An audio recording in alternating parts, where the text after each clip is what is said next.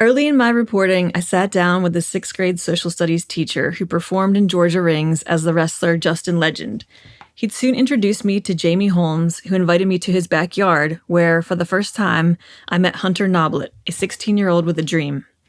In the 5-year span of my reporting, Legend would hang up his boots and create, with former Drive-By Truckers tour manager Cole Taylor, Classic City Wrestling, a pro wrestling show backed by live music in Athens, Georgia. I arrived to the interview in September 2019, eager to take notes on the subculture I sought to disrobe.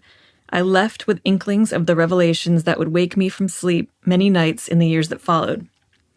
If I wanted to see two people have a legit contact sport, I would have grown up loving boxing, Legend said from across the round metal table outside a strip mall coffee shop.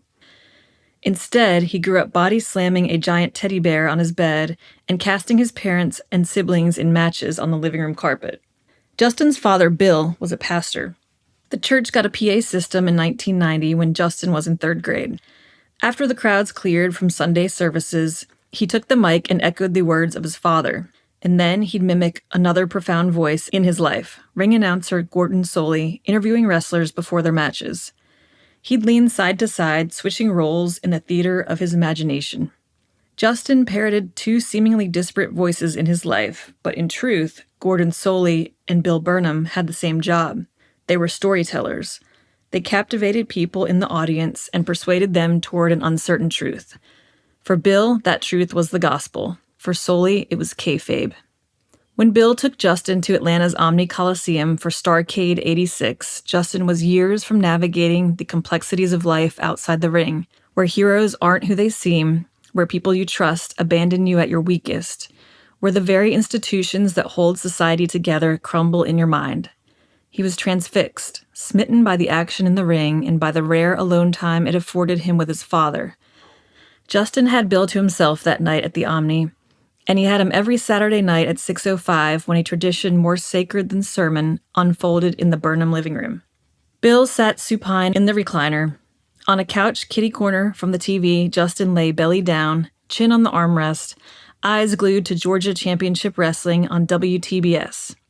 Between commercials, father and son watched injustice served and avenged, moral duality stuffed into skin-tight leggings. Justin sucked down the spectacle like Kool-Aid, but it didn't quench his thirst. He needed to be in the ring. He would be a divorced father of 2 before he'd pull on a pair of black compression pants and part the ropes as pretty boy killer Justin Legend for the first time. When he was 35, he sat in a chair as a tattoo artist etched the timestamp 6:05 above his left bicep. I met other Georgia wrestlers with the same tattoo. It's the time Georgia Championship Wrestling started every Saturday night. More than that, it's an ode to professional wrestling at large, the one constant in his life that's been there for him since he was a boy, the thing that's never let him down, the thing that makes him truly happy. That day, I asked Justin to describe the feeling of being in the ring. Complete tunnel vision, he said, and oddly emotional. You're putting your life in someone's hands, and then when you're done, you just want to do it again. If he could rewrite his own story the way he writes his characters, he'd make just one change. He'd start sooner. I think back to when I was a kid, he explained. I didn't know a lot of things for sure, but I knew that every Saturday night I was going to be able to watch wrestling. As a child, Justin could identify the depth of comfort professional wrestling provided. Now, as a father, a wrestler, and an educator, he could put it into words. The lines are clear, he said. In wrestling, you know who the bad guy is, unlike in real life. My pen stopped. I looked up from my notes. And even though the bad guy might run on for a while, you know that eventually, he paused, the bad guy gets taken down. You're listening to Books on the Bed, where I travel through the country asking our hosts, if I came to your town and stayed at your house, what books would you put on my bed?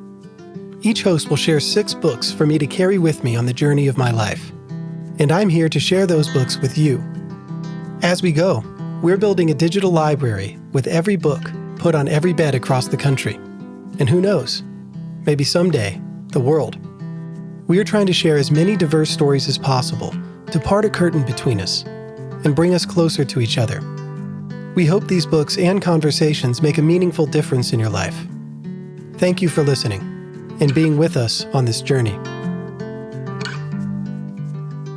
Yeah, I love that. I love that passage. It's so good. I hope you realize there are an enormous amount of passages in this book that make you want to throw it against the wall. Yeah. Because you're like, damn, that was good.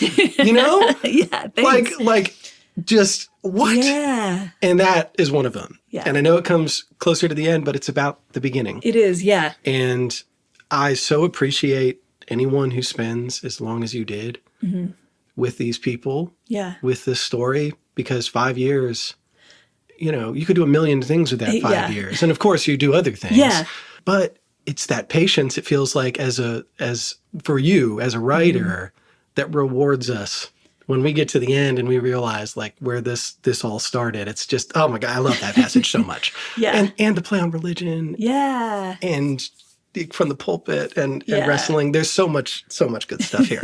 As I told you a million times, I probably embarrass you even when you're not there with how much I talk about this book and how much I love it. Yeah. But it's one of my favorite books I've read this decade. Yeah, that's great to hear. It's really great to hear. And I'm a borderline genius. I've read thousands of books. But I just think that there is some connection everybody can find to this story. Yeah. It's ubiquitous. You've seen it even at City Lights. There are people that came up to you that had wrestling backgrounds, like with their own parents, even just watching it. And that's emotional. Yeah. My friend Anne, the teacher, just could not stop talking about how great this book is. Yeah. And she didn't watch wrestling at all, So, this is a special, special book. And I'm glad we finally get to do this. Yeah, me too. I also think it's just... The way we met was so natural. Yeah. It's how I love it. Yeah. I don't force anything. Yeah, totally. I don't just try to shoot for... I did that before. Let me just try to get this person. But if I don't really, really feel compelled to do it, then it's no fun. And I just think the natural, hey, I saw your book coming out. This looks incredible. Yeah. Didn't know how good it was going to be. I send you an email, you call a few minutes later, you read at City Lights, and now we're here in Athens. Yeah. And I'm really glad we're friends. Yeah. I'm glad I've met your family, and this is just really special for me. And thanks for being an advocate for authors. It means a lot to me and to everybody. Well, you all are so cool. Yeah. You fill my boredom. So there we go. We need you. We need more of you. I've read your book twice. So, it's more than I've read it. No, I've read it thousands of times. Yeah, well, you're probably tired of reading these. But one thing I love about that passage you selected is that, it kind of speaks to me, obviously, but, any nonfiction writer, each story of these books that I'm going to talk about starts with this kernel of curiosity, and it starts with the writer taking action. And that often starts with a conversation. Yeah. And it's you could have 10 conversations that you might leave 9 of them like, okay, well, that was interesting. That was cool. But, I don't think I need to pursue that anymore. And then you have a conversation like this, that's just kind of like someone opening the curtain just a little bit and you see the light and you're like, and I love that because this whole podcast is based on Eudora Welty's quote about parting a curtain. Oh, whoa. She calls it the veil of indifference that falls between us. Mm. Yeah. And you parted that curtain and you're like, oh, I got to go behind there. Yeah. And that's just exciting. I love reading when I know that you call it a momentous occasion. Right. Yeah. That happens and you're like, I'm as invested as you were, Yeah, totally. Because I want to know where that took you. Yeah. You followed something that was natural. Yeah. Authentic. Yeah. And I'm glad you didn't turn away from it. Yeah. Because obviously as a writer, you have to make decisions of what's going to sell. But more so, it's like you're spending 5 years on this. So you need to actually enjoy it. Yeah. And, for authors out there, readers can tell when you aren't enjoying writing a book. Oh, yeah. Yeah. Maybe not everybody, but I can. Yeah. I don't want to read a book that the writer doesn't have a fire inside of them. Yeah. For, you know what I mean? It's a really great, and we'll get to why I chose that passage because you have an interesting 15-year career arc here. Yeah. But because I'm so glad that I met you and read your book, and I'm thrilled that you're a part-time Silva resident too. Yeah. That we get to hang out when you're in town. Yes. To thank you, I have to do my honorary gifts for you. Oh, we're doing gifts first. Okay. Oh, yeah, I have to. because these are important to where we're going. Okay. But also where you've been. So I'll start with the first one, which is a family gift for you nice. and Dan and Avery. Nice, thank you. As our My God, it's so honorary beautifully wrapped. Listeners Silva- cannot see this. Do you offer gift wrapping at City Lights? I do, for free. Oh my gosh. You literally come Listeners. to rural Appalachia and get the best wrapper in the world. So Christmas, birthdays, Hey, I'll be there come for to Christmas. us. Yeah. We'll mail it. You still my get that God, beautiful what? wrapping. I know, you don't want to mess it up. Oh, gorgeous. All right.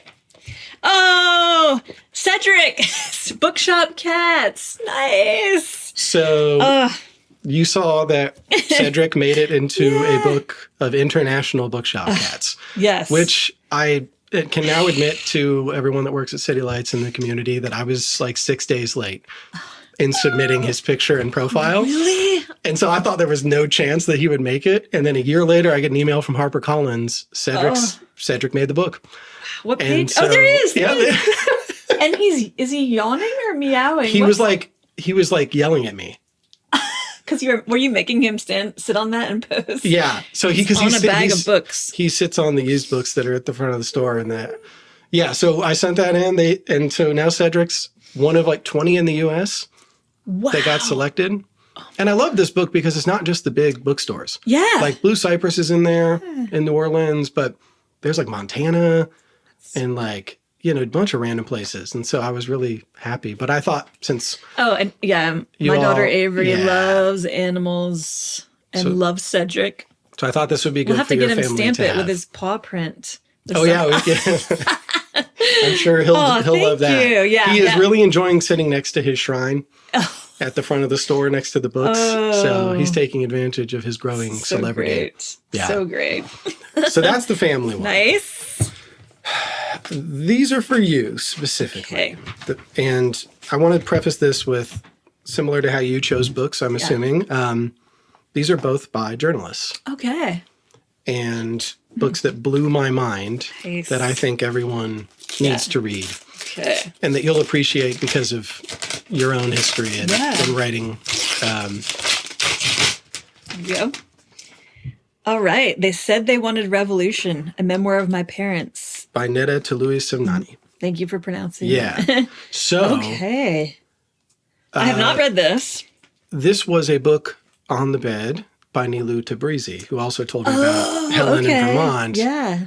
And it was the last book that she picked. We were sitting in her apartment in Brooklyn, and I will never, ever forget the passage that she read. And I literally just got up and threw my papers because I was like, I think Nilu said that this should close the canon for Iranian books. Wow. Like, that's how good it is. And it is. You're going to love it. Okay, great. It is a family story. Yeah. And it's her looking back at the radicalization of her parents who met at Berkeley, and eventually her father was executed by the Iranian regime. Wow.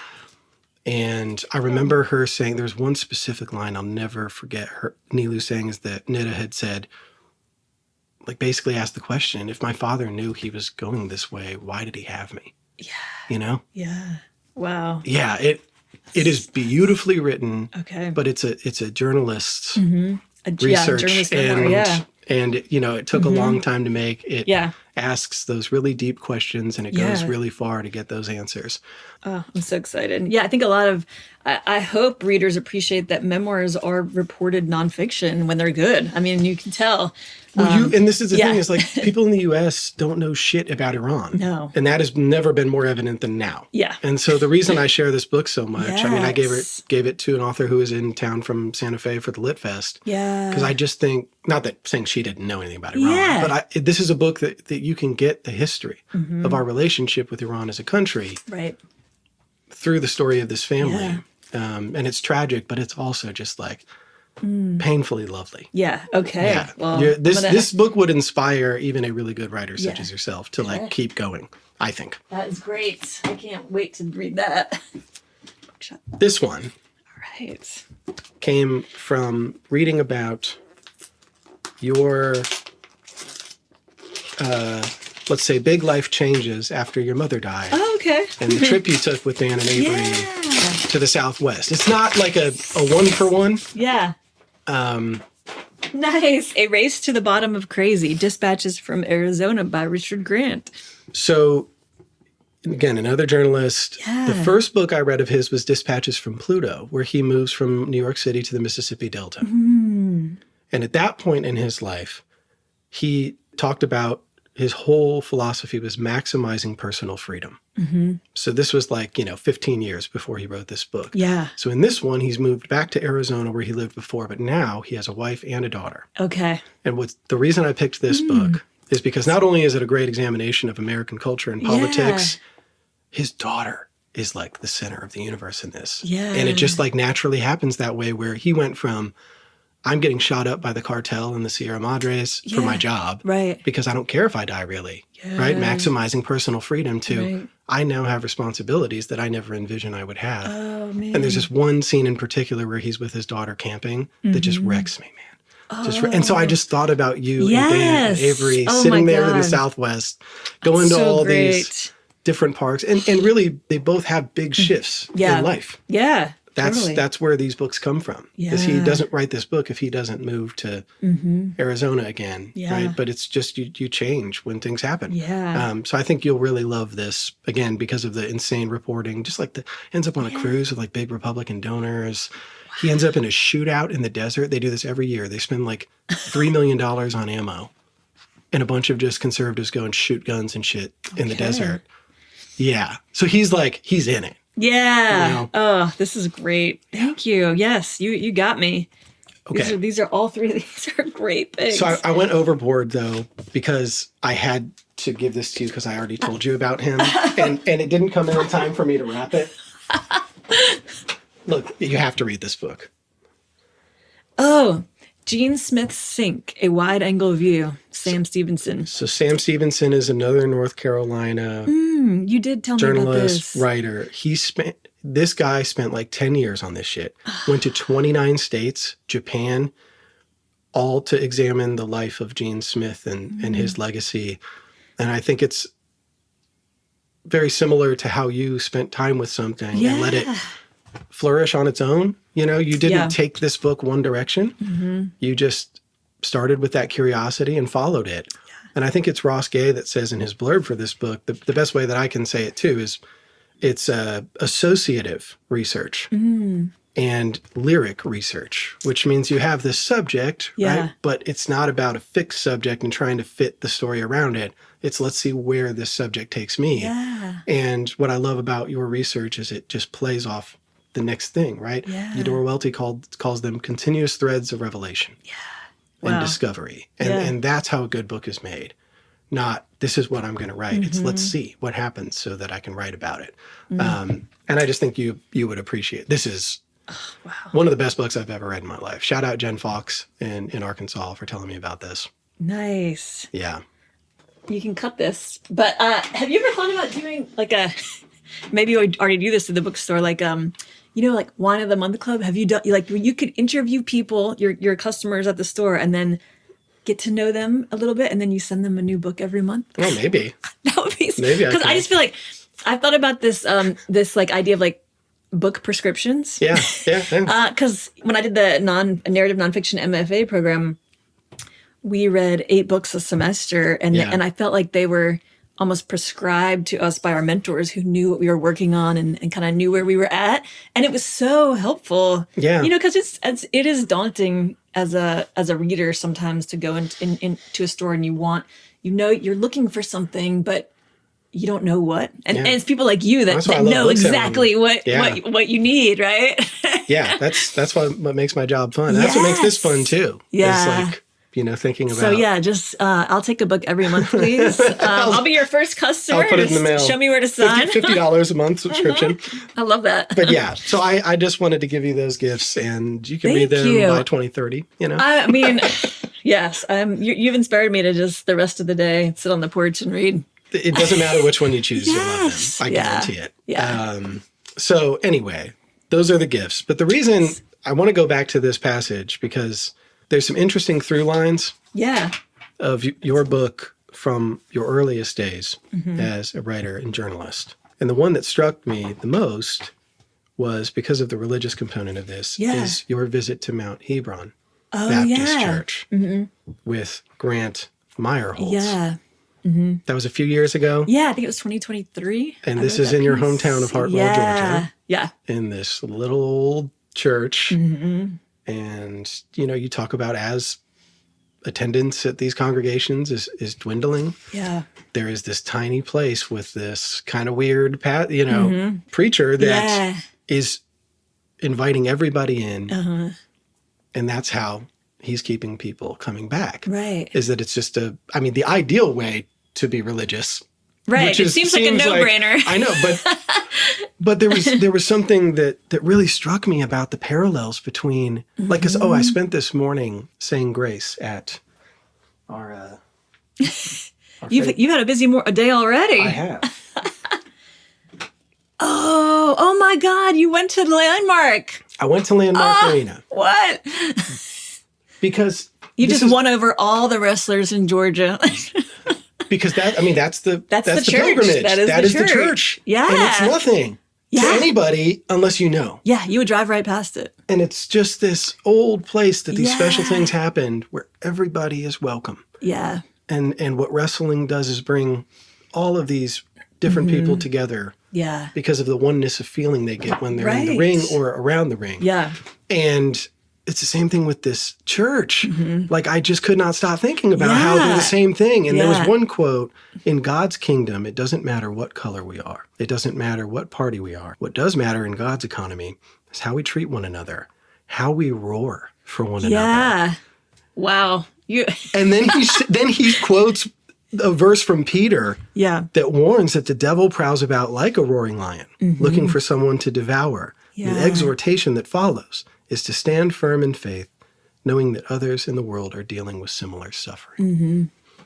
I had never connected those two, the book and Landmark Arena, with Mount Hebron. You just did that, and I'm like, my mind is blown. Because is that not why people go to wrestling? Absolutely. That other people are dealing with similar suffering, and this is a place where things make sense to them. Yeah. They have joy, and they get excitement. They feel like they belong. Right.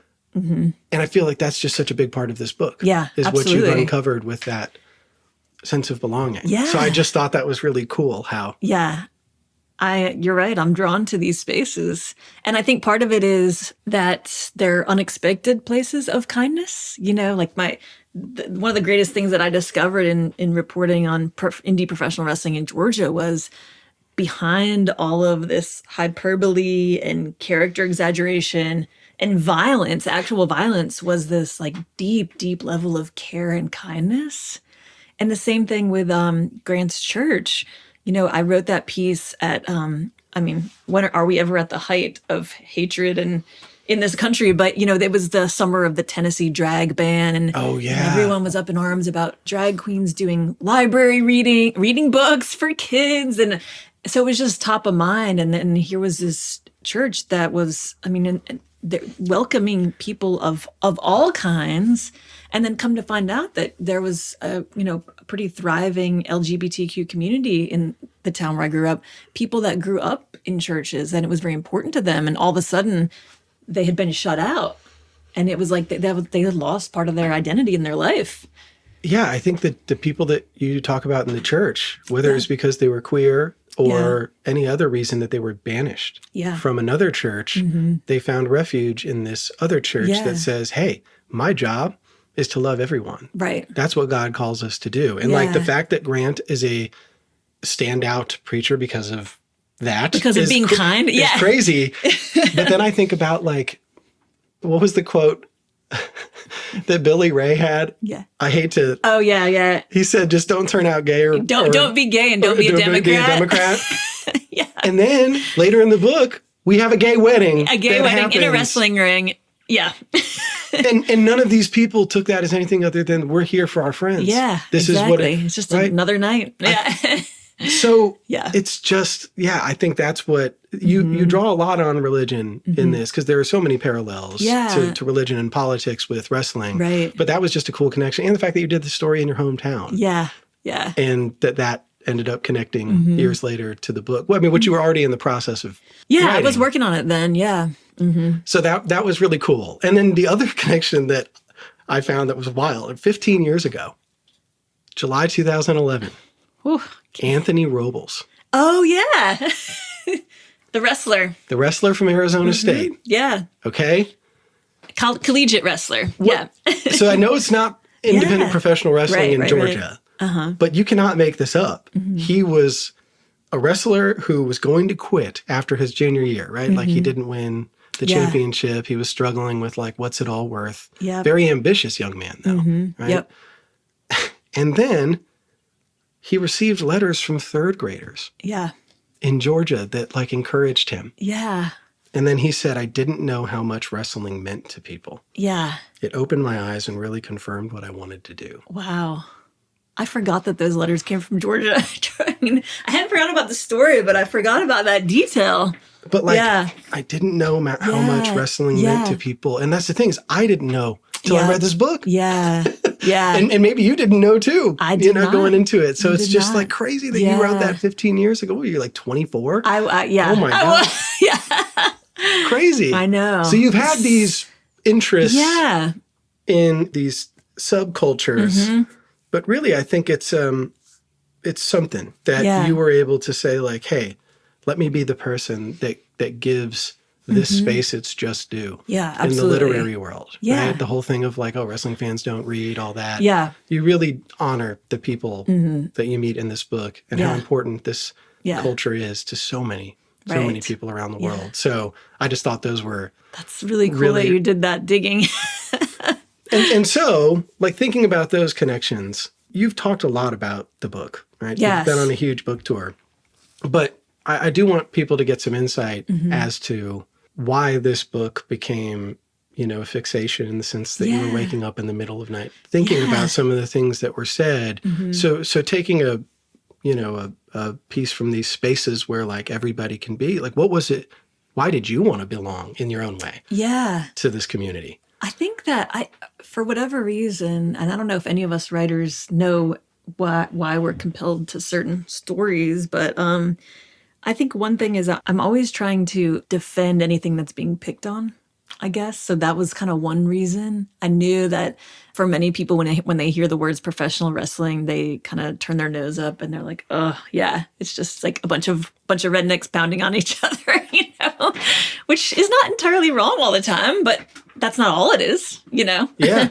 And so that was one thing. And I think I don't know, like they also welcomed me in. Of course, they asked questions of me and I asked certainly a lot of questions of them, but they didn't hold back. They were always happy to have me. I spent so many nights just kind of standing against a wall with my notebook and my recorder and watching. And you never know as a reporter when something's going to happen or when something's not. So that's really, it was authentic, my gaining access to this community. I showed up because I was interested. And I remember early on at the Landmark Arena, two wrestlers who are married, who got married in the ring, different wedding. Yeah. There's been many. Crystal and Izzy, I had many conversations with Crystal, and I think, one of my third or fourth visit there or something, she was like, when you first started showing up, we were kind of like, why does she care? What is she doing here? What does she care what we're doing? And then she's like, then we figured it out. It's like, wrestling is what we do to kind of work things out, and writing is what you do. And I was like, yeah, I think you're right. Wow. So again, like, to dismiss wrestling fans and people that are involved in wrestling as ignorant, I just grew even more defensive of the people that I met and the art as a whole. It's so interesting how that connection was made by someone there. It's like, we're really just doing our things. Yeah, this is what you do, this is what I do, and we're just trying to make sense of the world. And I think it's important too, like, one of the things I admire about you is this wasn't like I'm looking for something. It's what Desmond Ward writes is looking but not looking. Mm-hmm. It's showing up to a place just out of curiosity. Yeah. And then if it takes you, keep following that. Yeah. But you have to show up. Yeah. And there can't be an expectation of what's going to happen. Yeah. And so it just seemed like you fell into this. Yeah, I think after a while I became just someone that was there. And so no one really I tried to talk to as many people as I could. So after a certain time, I think most people recognized me and they were just like, hey, how's it going? I mean, could you have imagined that? No. Even like 6 years ago? No. I mean, it's crazy. Not I at now all. associate you with these Yeah. people. Like on social media, there's Yeah. all these wrestlers and wrestling writers that are posting about you and with you. And it's like so funny to think about that. Yeah. Just because you just walked in one day. Yeah. And then we're like, all right, I'll keep coming back.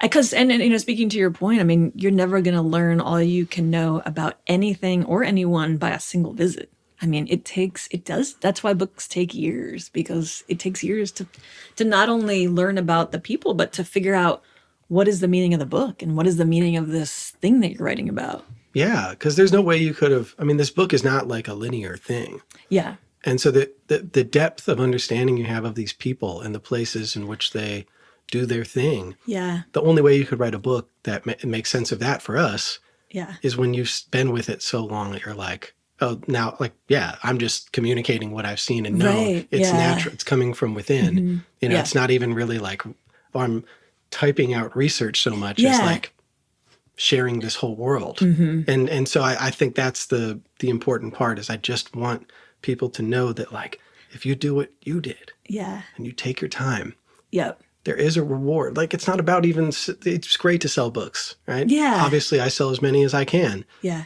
but look at what Yeah. you gained. I mean, and look at these relationships and look at what you got to share. Like, this is just, Yeah. it's amazing. And so thinking about spending 5 years with all of these people, Yeah. I'm curious how you changed. Yeah.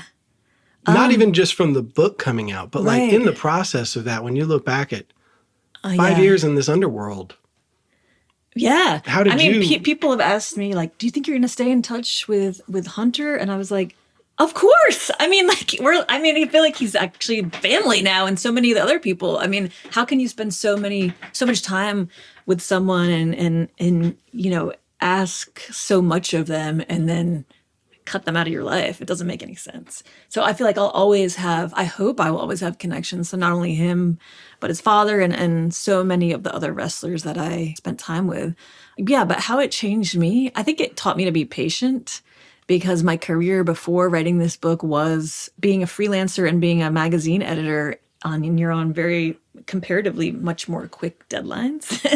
And it is more transactional. When you're writing a magazine piece, you have an assignment, you need to deliver 1,500 words, and then you move on to the next. So it's a lot of quick beginnings and ends. And to your point, when I started spending time with wrestlers and people around the ring, I didn't know I would write a book. That wasn't the goal. I know, I mean, I've heard some people say, I want to write a book. And my question, that's always like a red flag to me. It's like, about what? Like, writing a book, you have to have the story first, Yeah. So I started doing the reporting and interviewing long before I ever knew that this could be a book.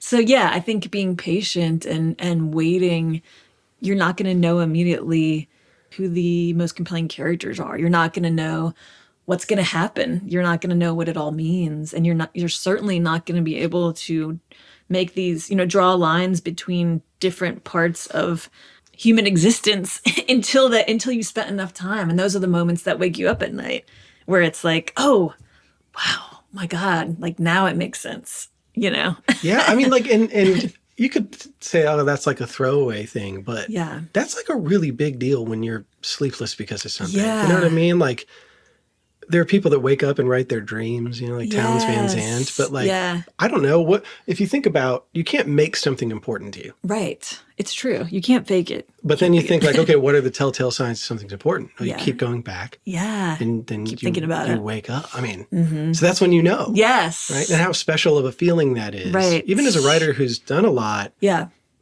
this isn't because you got paid to write an article. No. So It's not that's- even because I got paid to write the book. I mean, yeah.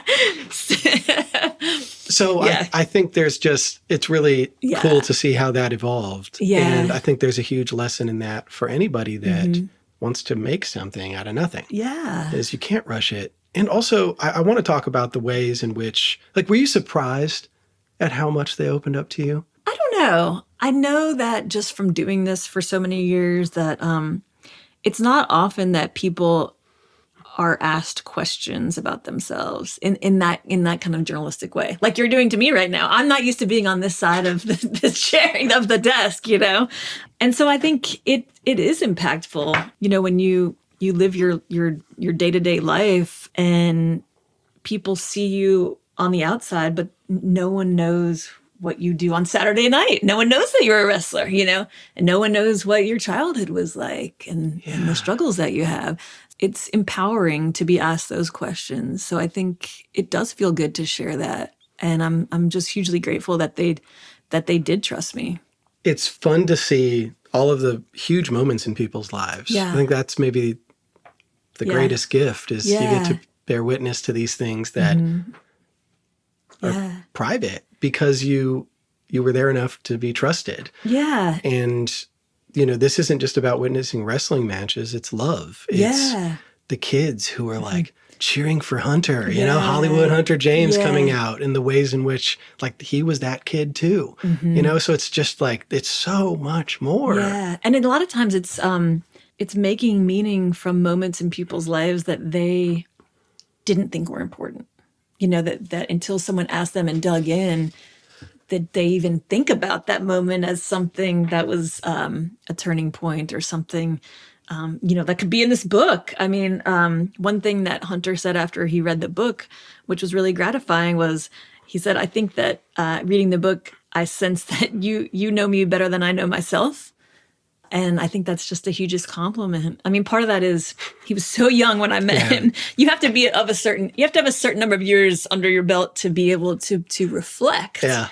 So, I mean, part of my job as the writer was to interview him and kind of gain his interior dialogue and also the dialogue that he was having with those around him, but then kind of interject as the writer and kind of inject meaning or, kind of translate what this means in a way that maybe he couldn't because he was so young. Well, yeah, how could you? I mean, God, I look back at 17, 18, there's no way I could have communicated who I am. Yeah, like exactly. What I really value, you're just doing it and you're working through it. Exactly. And or how your parents might have felt about this or that, or how their experience, how your experience mimics theirs and what that means. And yeah. Well, and what was it like being along this journey with Billy Ray and Hunter? Yeah.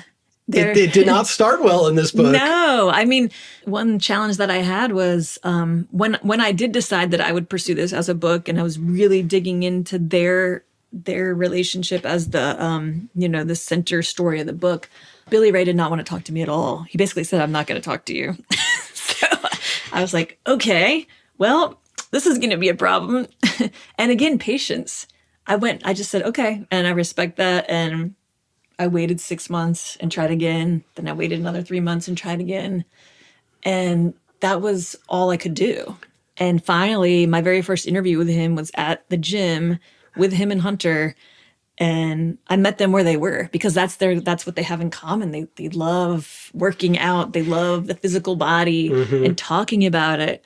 So, that's what we started talking about. So you start talking about the things that people know about and they want to talk about. And then that, gains you access to talk about. And then, I mean, after that, it was like the gates were open. He was texting me. He was sharing photos. He was digging up all these old things. And it was great.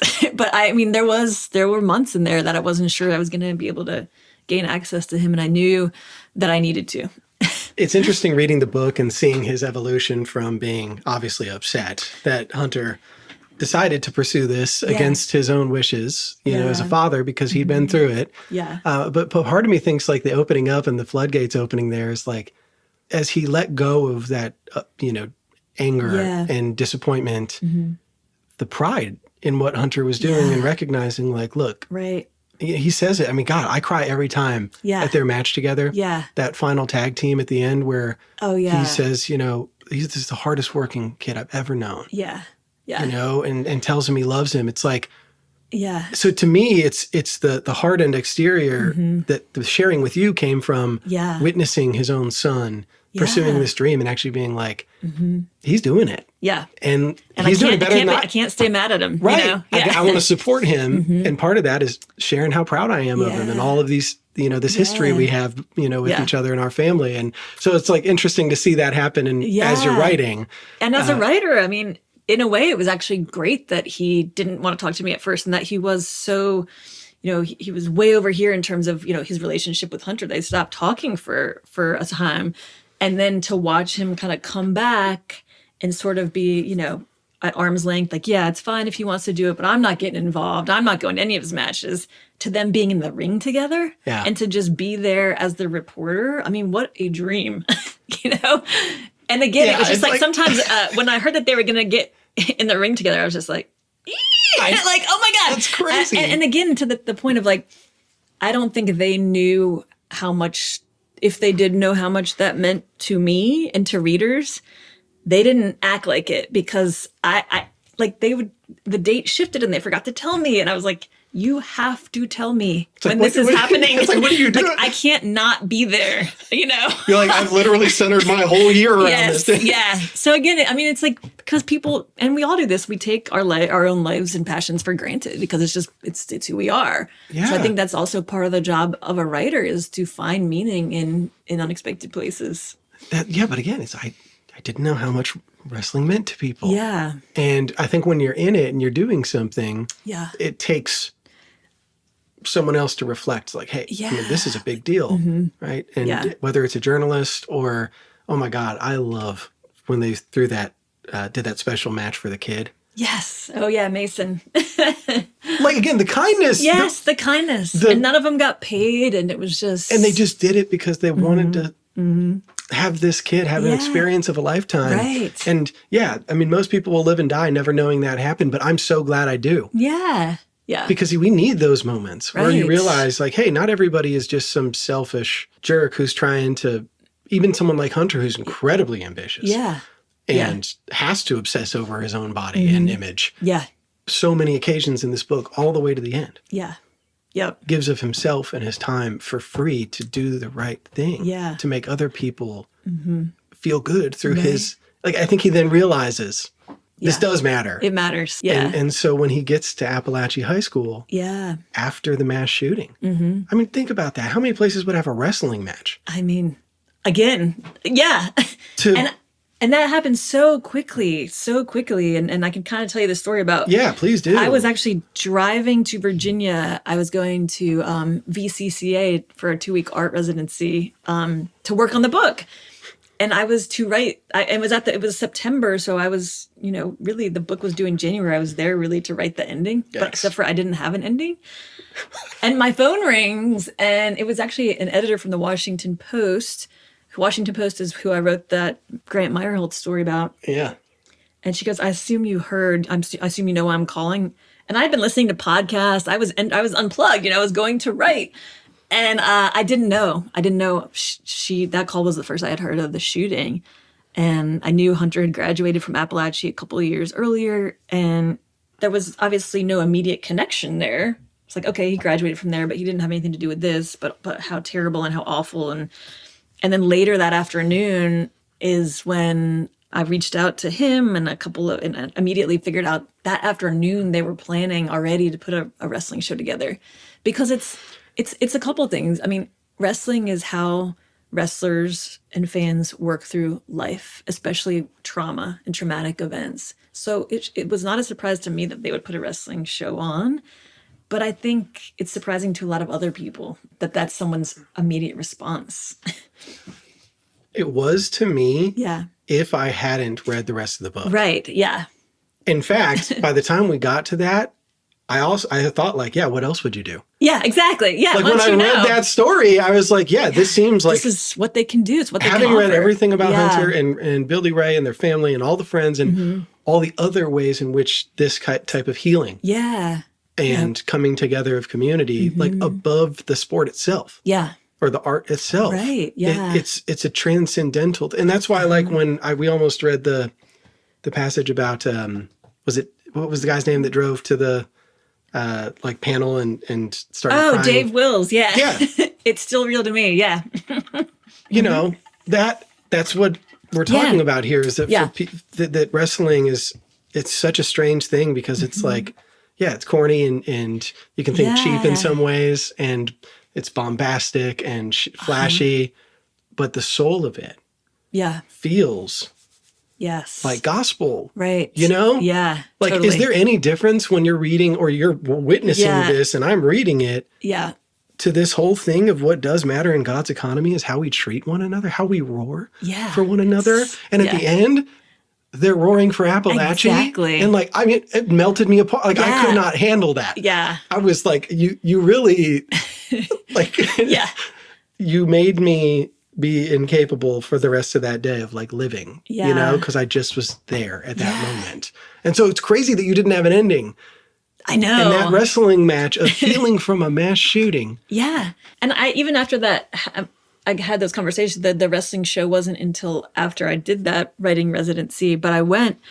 And again, my job as the writer is to not just see, oh, this is a charity wrestling show. It's to know, by that point, I know everyone that's in the ring. I know how they have interacted. I know that Hunter was wrestling his cousin that day and that both of his parents are there in the audience, you know? And so I think that I wouldn't have been able to write that scene as an ending if I hadn't had those years to kind of sit there and like be able to see, and then also to understand that, to see people yelling at a ring and chanting and it's just like chaos and garish, the depth of emotional healing that happens, because in wrestling, you get to rewrite stories, right?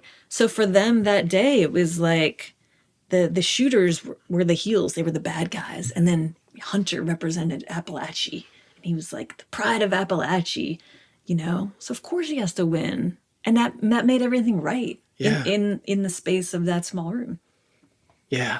Oh my! I literally, I have goosebumps all over my body right now. Yeah. I'll never forget reading that. Yeah. Thank you. And what a special thing. Yeah. And I think you're a special person for that. Yeah. And a million people have written books. Yeah. I don't know how many as we said before, I can't remember names of movies that I watched a month ago. Yeah. And I will never forget this book. Thank you. Ever, ever, ever. I will think about all the time. I will reference it in other interviews. I will talk about it. Oh, yeah. Like, because, I'm an associative thinker, as you can tell. Like, how I talk is just like pulling things. There are 100 things from this book that I'll reference. Yeah. In a completely unrelated way. Yeah. Because it makes sense to me. Yeah. And, I'm just so thankful you wrote it, because it's really cool what the end product was. And I mean, we could do like 6 hours on the book itself. And I want to get to your books on the bed, because I know it's going to relate to how you wrote your book. But the last thing I want to say is some of the gems that you find when you prepare. Mm-hmm. I don't listen to other podcasts that have been done with authors, because I find that actually unhelpful. Yeah. But I did stumble across an interview you did on Fox Carolina News. With Hunter. The local TV. I can't not watch that. It's so good. But I went down to the comments. Oh, I haven't even read the comments. And there were 2 comments. Oh. Uh-oh. This is amazing. I can't believe she finally did it. Oh. My mama be a writer now. Oh. What? Really? Oh my God. Does Avery have a YouTube channel? I mean, I probably, yeah. Because the handle, username was like Alison. Oh, she's probably on my iPad. Oh, now you have me crying. Oh my God. My mama be a writer now. I mean, so sweet. That's so sweet. Like, oh my God, you broke me. I know. I could not believe I found that. I can't believe you found that. I can't believe I didn't see that. I watched like 10 minutes of you and John T talking, because I love how he talks, and wanted to know what that was like. Yeah.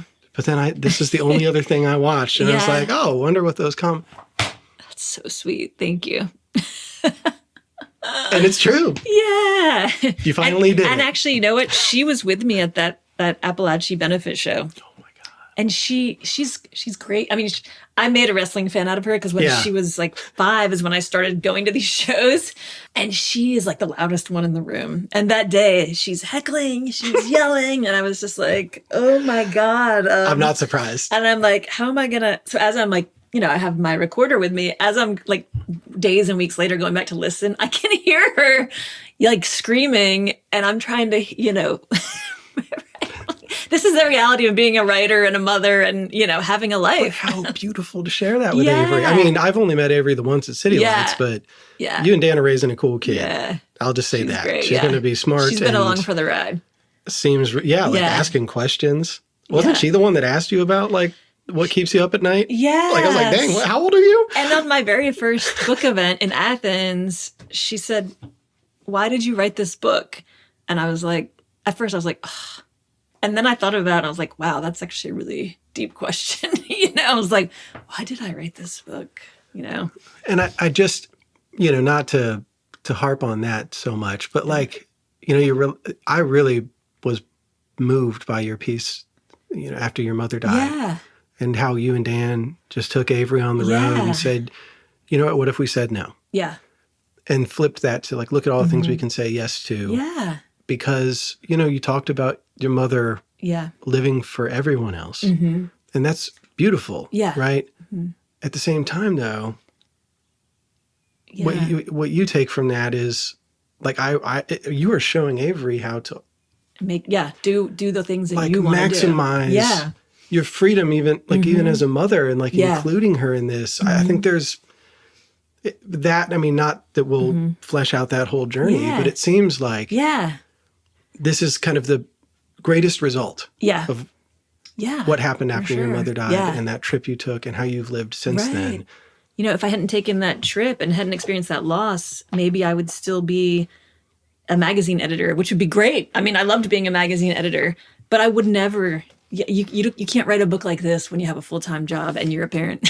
It's hard, right? And that's what. Yeah. So what again, if I said no? Yeah. What if I said no to the traditional so track? I can say yes to Rough House and going to wrestling shows and bringing my daughter and following the curiosity. Yeah. I mean, but like your daughter's certified. Yes. You're a writer now. I mean, that killed me. She needs to work on her grammar. I thought that was so special. Yeah, that's very sweet. So I just wanted to let you know that that's out there. Well, I'll have to look that up. So, all right, start are with we your here? first We're book, at the moment. On the Bed. And I am, it's funny though, I just want to say before this, those are the two that I thought you were going to pick. When you showed me that photo yesterday. Yes. So, I know. I'm curious what made the cut instead. Let's talk number one. Okay. Well, I'll start with this one. This is The Last Cowboys, a pioneer family in the New West. Incredible. By John Branch, who is a New York Times writer. He would probably identify, or others would identify him as a sports writer, but he's a sports writer in the way that most great sports writers are, in that he writes about the people in the corner of the room, or he writes about a bowling champion. That's one of my favorite stories of his. This is about a family out west. They're a ranching family and a rodeo family. And because of, the changes of American industry and all sorts of other factors, they're kind of at this crossroads in their family of like, do we continue living this life or do we, put up yurts and become tourism? It's about a family that no one would otherwise know about. And it's about people that's the kind of stories that I'm always drawn to. Of course, this is number one. How could it not be? So I've read this book a couple of times. I read it first as a student in the narrative nonfiction MFA program at Georgia. And then I went back when I was writing Rough House and read it again. And I have written, this is a 10-page notated kind of guide of what I gathered from this book. See, I'm here, but this is amazing. And I've never done that with a book. Really? But there was so many. I even have it. So just to reveal what we're looking at here, I have categories such as description of place, and then I have page numbers and passages. So this is how you know yes. that you love a book. and then like physical details revealing information, description of a person. And then you can see that I was writing the book. So this says what a person means to others as a way of describing that person. And then here's a note to myself. Ask wrestlers what they think about each other. So as a writer, you read as a writer many times, right? Interior dialogue. This helped me a lot with being able to write interior dialogue. So yes. Oh, metaphors I mean, my God, there's so many good ones. I was going to say, you're like, this is one where you're reading and you have to stop every like 3 pages, you know? And then I have like some passages are yellow. Should I read the yellow one? Yeah, please do. So this is Cody. So he's a rodeo rider. This is his last ride. Cody smiled. He never gave the impression that he was in a hurry to leave, and he seemed especially content there in the night. It was just another rodeo parking lot, but it felt like a moment to cherish and hold, or at least slow down a little. The moments, they piled up fast, and the world changed with every passing one. You couldn't control them all. You could try to guess where the few moments of a ride would go, but you didn't really know. You could try to steer your kids through the countless moments of childhood, but you couldn't always say where their lives would end up. Try to pass something down from generation to generation, a million moments tied by blood and tradition, but you couldn't know where it all would lead. And as I'm reading that, I'm getting chills and I'm thinking like, that's Rough House. That is like the... Why are you making me tear up? Book number 1. Oh my God. Like yeah, how good is it? That's it. That is it. Yeah. And like read that last line again, please. Try to pass something down from generation to generation, a million moments tied by blood and tradition, but you couldn't know where it all would lead. Crazy. I think I'm just going to be in like a perpetual state of goosebumps tingles, this whole bit. Tingles, yes. That's crazy. Oh my gosh. No wonder you attached to this book. Yeah. It's a good guide. It's so good. And then big picture, I mean, this is like kind of, we'll talk later about the ladder of abstraction and kind of like going big and going small as a writer. The West was settled and built by families like the Wrights in places like Smith Mesa, one parcel, one generation at a time, puzzle pieces that quietly filled in the vast spaces between unmarked boundaries and high skies. Americans weren't always known for their roots, but the Wrights had planted them in the red soil of Smith Mesa before the Transcontinental Railroad was connected up north. Decades before Utah was an official state. They were there before the invention of the light bulb, the telephone, the car, the airplane, the radio, and television. It was before Coca-Cola, the player piano, even barbed wire. I mean, like... Have you read Boomtown by Sam Anderson? I have not, but it's on my list. Yes, I know. Oh my God, I should have got you that. I didn't know because I feel like Sam, he's like a pretty popular writer. So right. I'm like, I know. Of all the books that I got you, I was like, that one you probably would have had the highest likelihood of reading. I don't know why I don't have it, yeah. Okay, listen to my friend Nathaniel Roy, Nate, the designer that I interviewed. His 6th book is Boomtown. Boomtown's like the North Star for him of books. And it's his last one, but I need you to listen to the passage he reads and tell me that ain't connected. Oh my gosh, that's so good. Yeah. Oh God, there's just so... Like, okay. You can read as much as you want. This is revealing quotes, another of my categories. And this is from the matriarch of the family. He's the kind of guy, when he goes to 31 flavors, Evelyn said, he comes out with vanilla. I mean, like, that says so much about a person, right? Mm-hmm. Awesome verbs. His disappointment sizzled like beef patties over hot coals. Oh my gosh. Jeez. Let's see what else we got. I can't believe I'd never heard of this book. You know, the first time I ever saw this was on your Instagram. Oh, really? I was like trying to look at what you read in your classes. Yes. Oh, yeah. I saw this book and I was like, wait, that looks incredible. So this is like partly how you learn to take your own research and also how to write a book about people in a place that on the surface no one cares about, right? Which is the hardest thing for a writer is like, okay, yes, you're a curious person, but how do you sell a book? How do you convince other people that this is important? It's almost a perverse thing that we do where we have to sell why people matter. Yes. However, I think there are much greater upsides to actually being able to sell that than there are downsides to asking that question at all. Like, of course they matter, right? But in terms of getting a book, and that's the thing is like when I learned about, I'm not saying I wouldn't have read this if it weren't in Georgia. Yeah. But when I moved down here, you know I drive a lot. Yeah. And it was funny on the way here, I was like, it is possible that I've been to every town in northeast of Atlanta. Yeah, I was probably. like, it is. And I was like, should I be concerned about that? Like, am I just not able to sit still ever? Yeah. Why have I been to all these places? Yeah. But to me, one of the greatest joys of moving to a new place is when you like just drive. Yes. And then you see where you end up. Yeah. And I have a picture of the Appalachia Post Office. Yes. On a night drive home from Mississippi. It's like 3 a.m. and I had to stop to stretch and do jumping jacks so I didn't die. Yeah. And that's where you were? Oh my God. And it was like maybe a year after the wrestling match. Yeah. Wow. That was at Appalachia. And like I never, but so the place itself that I was like, okay, I've been there. I'm curious about it. You brought me in and you dropped me in through wrestling. And so it's like, it's the same thing out west here, it seems like, because you're just that shared parting a curtain for people. Yeah. It's really that simple. And it's also parting a curtain on like a really rich American pastime. I mean, rodeo and wrestling. I mean, it's these are like they sit together nicely. Twin flames. Yes, right. Yeah, they're about the same size. Yeah, paper. It's good. It's great. Who assigned that? Do you remember which professor? It might have been my own. So we did this thing where like we had 4 books that we read as a group within our small cohort, and then we could pick our own 4. I think this was one that it might have been one I picked. Wow. Yeah. How fortunate. Yeah. That's incredible. I'll have to look up how I've discovered it. I want to say that. Yeah. And look how worn this book is. It's worn. It's worn. It's gotten water on it. I don't know. Was that dropped in a lake or something. Yeah. But yeah, and really every magazine piece that he's done has a similar tone. And he has a book that's a collection of his stories. And one of my favorite ones happens at a bowling alley.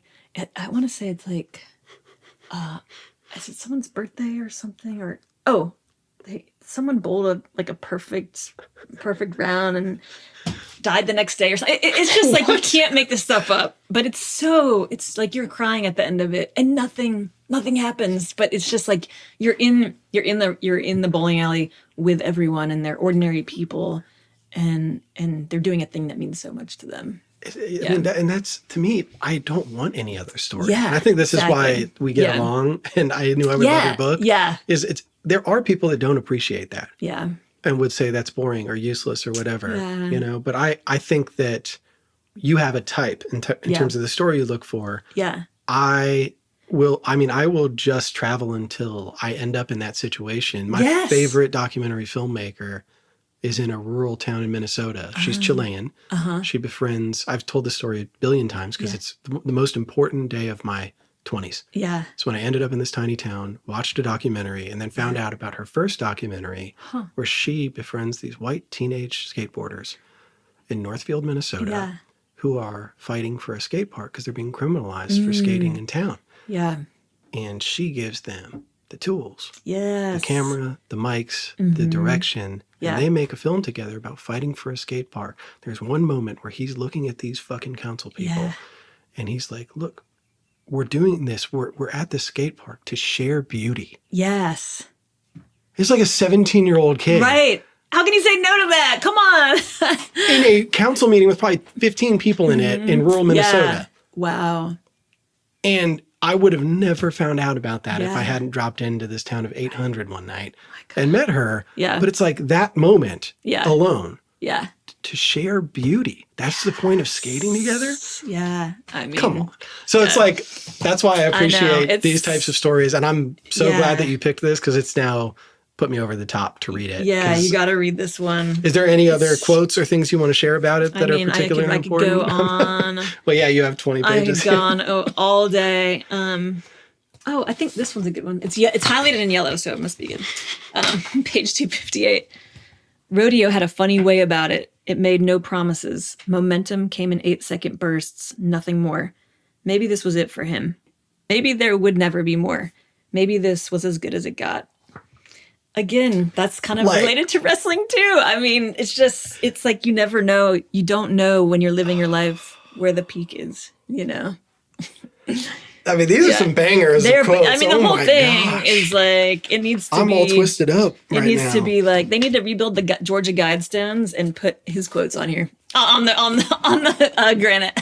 Wow. So it sounds like anybody trying to write nonfiction needs to read that book. I mean, he's just like economy of words and I remember him saying one time, related to like metaphor and simile, if I've heard it once, like, then what's the word? Cliche. Yeah, if I've heard it once, it's a cliche. So like all of his metaphors and stuff. Let's see if I can. That's an insane statement. I know, and I was like, oh my god. Let's see. The desert wore the dark like a heavy blanket. Yeah. The headlights reeled the black highway in, and like a treadmill disappearing underfoot gobbled up the paint dashes on the pavement. Who is this guy? I know, what the hell? You know what? Before he became a writer, he was a manager of a Costco. Of course he was. Why are the weirdest people so good at it? I don't know. But that's an important point. Yes. Okay, because my favorite rapper, in Seattle, he's the best MC I've ever heard. He made legendary albums before Macklemore. Macklemore only exists because of Raw Sion. He was a condo maintenance guy. Oh, wow. Love it. Because he has Crohn's and had a daughter and needed health care. So he couldn't even tour with these legendary hip-hop albums. Yeah. But like the guy cleaning your windows or whatever, or mopping the floor, he is the best rapper alive at that moment in Seattle. Yeah. Love it. And yet everyone knows Macklemore because he's uninteresting. Mm-hmm. Yep. He couldn't just accept that. Yeah. Life. I think there's something to be said about people who can accept, like, hey, I'm a Costco manager now. Kind of like, people have blown up Theo Golden. Yeah. That guy's had like 4 or 5 careers. Yeah, exactly. Like he just kind of floats through and does things. Yeah. Played music. Yeah. Was he a lawyer or something? Yes, And then all of a sudden, here's these like books. But I think that comes from living truthfully. Yeah. And not trying to like, I think people who try too hard to be something actually aren't good at it. Yep. And so anyway, that just got me really excited. Yeah, no, this may be my favorite book of all time. Just imagine somebody seeing that on the bookshelves and they're like, are they talking about John Branch of Costco? Yeah, right. Yeah, right. Costco Branch 329. Oh my gosh, that's amazing. What a first book. Yeah. I'm so excited. See, you're gonna probably sell me on all of these to read. And I'm like, oh my gosh, I'm not going to have enough time. Yeah. What's number 2? Oh, I feel like Jon Stewart with the papers. You know when he's like, gets all worked up and he like shuffles the papers? I love it though. Let's see. I love you getting worked up. So this book is called The Last Fine Time by Verlin Klinkenborg. This book came out in 1991. Okay. And so at the time he was 38, which I didn't know that until, I knew he was older, but I didn't know he was 38, that young when he wrote the book. John T. Edge recommended this to me when I was one of his students in the MFA program. I love this book for a lot of reasons. One is that it takes place in Buffalo, New York, which is where my parents are from. There's my Josh Allen ball. I was like, oh my God, I'm so sorry for everything since you've been alive. But again, continue the theme. It's about a place and time that wouldn't much matter to most people, except when wrapped in insightful prose. Right? Again, I had to go back because it's been a couple years since I read this. And I did a little research on how he wrote it because it takes place, it's like post-war. So he didn't report this as it was happening, which makes it even more impressive. Like it kind of takes you to the moment, but he's working off of archival research and photographs. And it all takes place in this bar. I think the address was like 755 Sycamore or something. Here's a little note. Generalized scene comes alive with specifics. So let's see if I can. Here's some notes. I write here bird's eye view, and then getting closer into the kind of granular. So I think this section. This is page 11. It demonstrates that going from like the bird's eye view and then slowly with each sentence kind of getting closer and closer to like a very specific person in detail. So he's talking about maps. So the bar's address was 722 Sycamore, and he's talking about the way that it was recorded on maps throughout history. To all appearances, these maps are the work of some compulsive hobbyist who is torn between the order of the city he has drawn and the arsonist disorder he imagines overwhelming it. And yet, despite their lunatic simplicity, it is impossible not to be moved by them. Here, from some supernal height, is visible the universal grid of urban living, as delicate a tracery as the lace on a christening gown. The tiniest squares are houses, every house an invisible suite of rooms through which daylight crawls and the smells of cooking percolate like moods. The feeling they stir comes from knowing that private life is a grave of incident, once lived, soon forgotten, and from trying to imagine the incidents of so many private lives without submitting to generalities. It is a feeling like compassion, but it also resembles the faith that existence is too varied, too ample to be contained. I'm going to keep going because we get even more granular. Insurance atlases of the period do not record the presence of large graceful trees in East Buffalo, or the way the streets were edged with square stone curbs, whose cutting and laying were the fiefdom of a potent Italian union. They do not mention the bricks that ran between the streetcar tracks or the rumble they caused when trucks turned across them, or the slithering roar of streetcars themselves. They say nothing about the markets and the parks and the dusty shop fronts. Nowhere do you find it written that this was a part of town where a woman's hands smelled different every day of the week. Lye soap one morning, the next morning flour. So we go from maps, literally bird's eye aerial views, to a woman's hands smelling like flour, like all within 2 paragraphs. Stop playing. Yes, this man it's says so good. a woman's hands smell different every day. Yeah.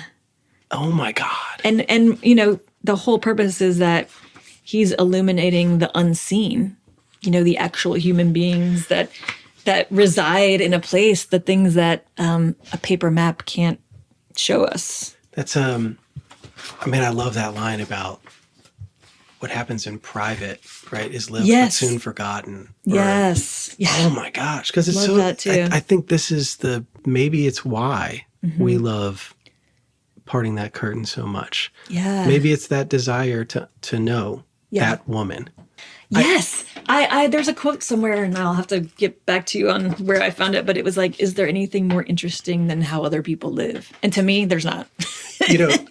When I went to Michigan, I ended up becoming a history student because I dropped macroeconomics and randomly signed up for a history class called 20th Century American Wars and Memory. Oh. So it was taught by a war vet, Korean War vet, and he was a hard ass. That was like the hardest I've ever worked in my life. It was the hardest my brain had ever worked, and I just was like electrified by it. Mm-hmm. But the thing that I think roped me into history more than anything else were journals, oral history, not the geopolitics of it all. Yeah. But it's like, what was it like for this one person? Yeah, one person. Yeah. Whether it was in Vietnam or whether it was when they were a kid before they even knew whatever it is, like that's the thing that got me. There was even a book that we had, it was like our textbook for a survey class. It was called The Way We Lived. Wow. And it was studying history, not through the lens of the biggest things.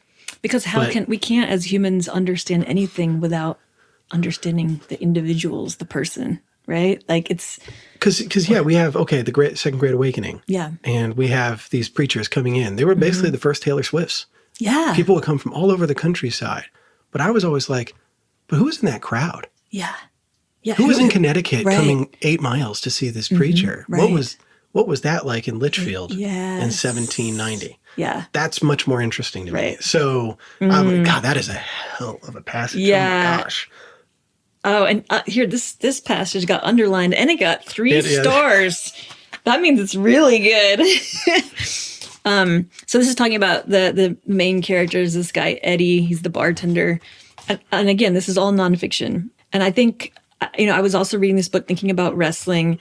And so this passage resonated with me as, a bar kind of being also similar to a wrestling show is a place that people go to be seen, to be among others, and to find joy. So, but more, they want a rock, an outcrop which, returning day after day, they find unchanged, firmly seated, indicating true north in a landscape perplexed with false norths. They need a bartender who, when his patrons stare at their drinks as if they were altimeters unwinding too rapidly, knows how to dole out assurance simply by showing what it means to be born in a place to which you truly belong.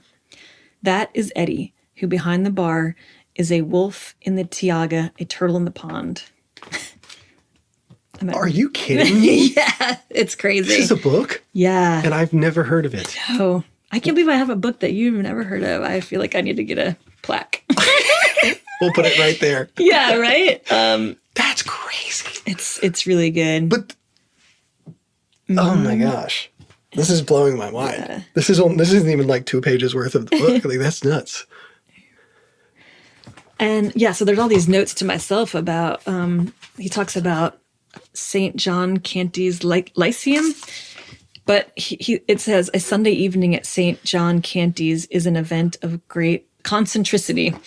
And so I write a Tuesday night at a WWA 4, which is a wrestling school, and it's like, as a writer, when you read text like this, like it informs you both consciously and subconsciously. And your hope is that your brain kind of does the work of soaking it in, and then it comes out on your page.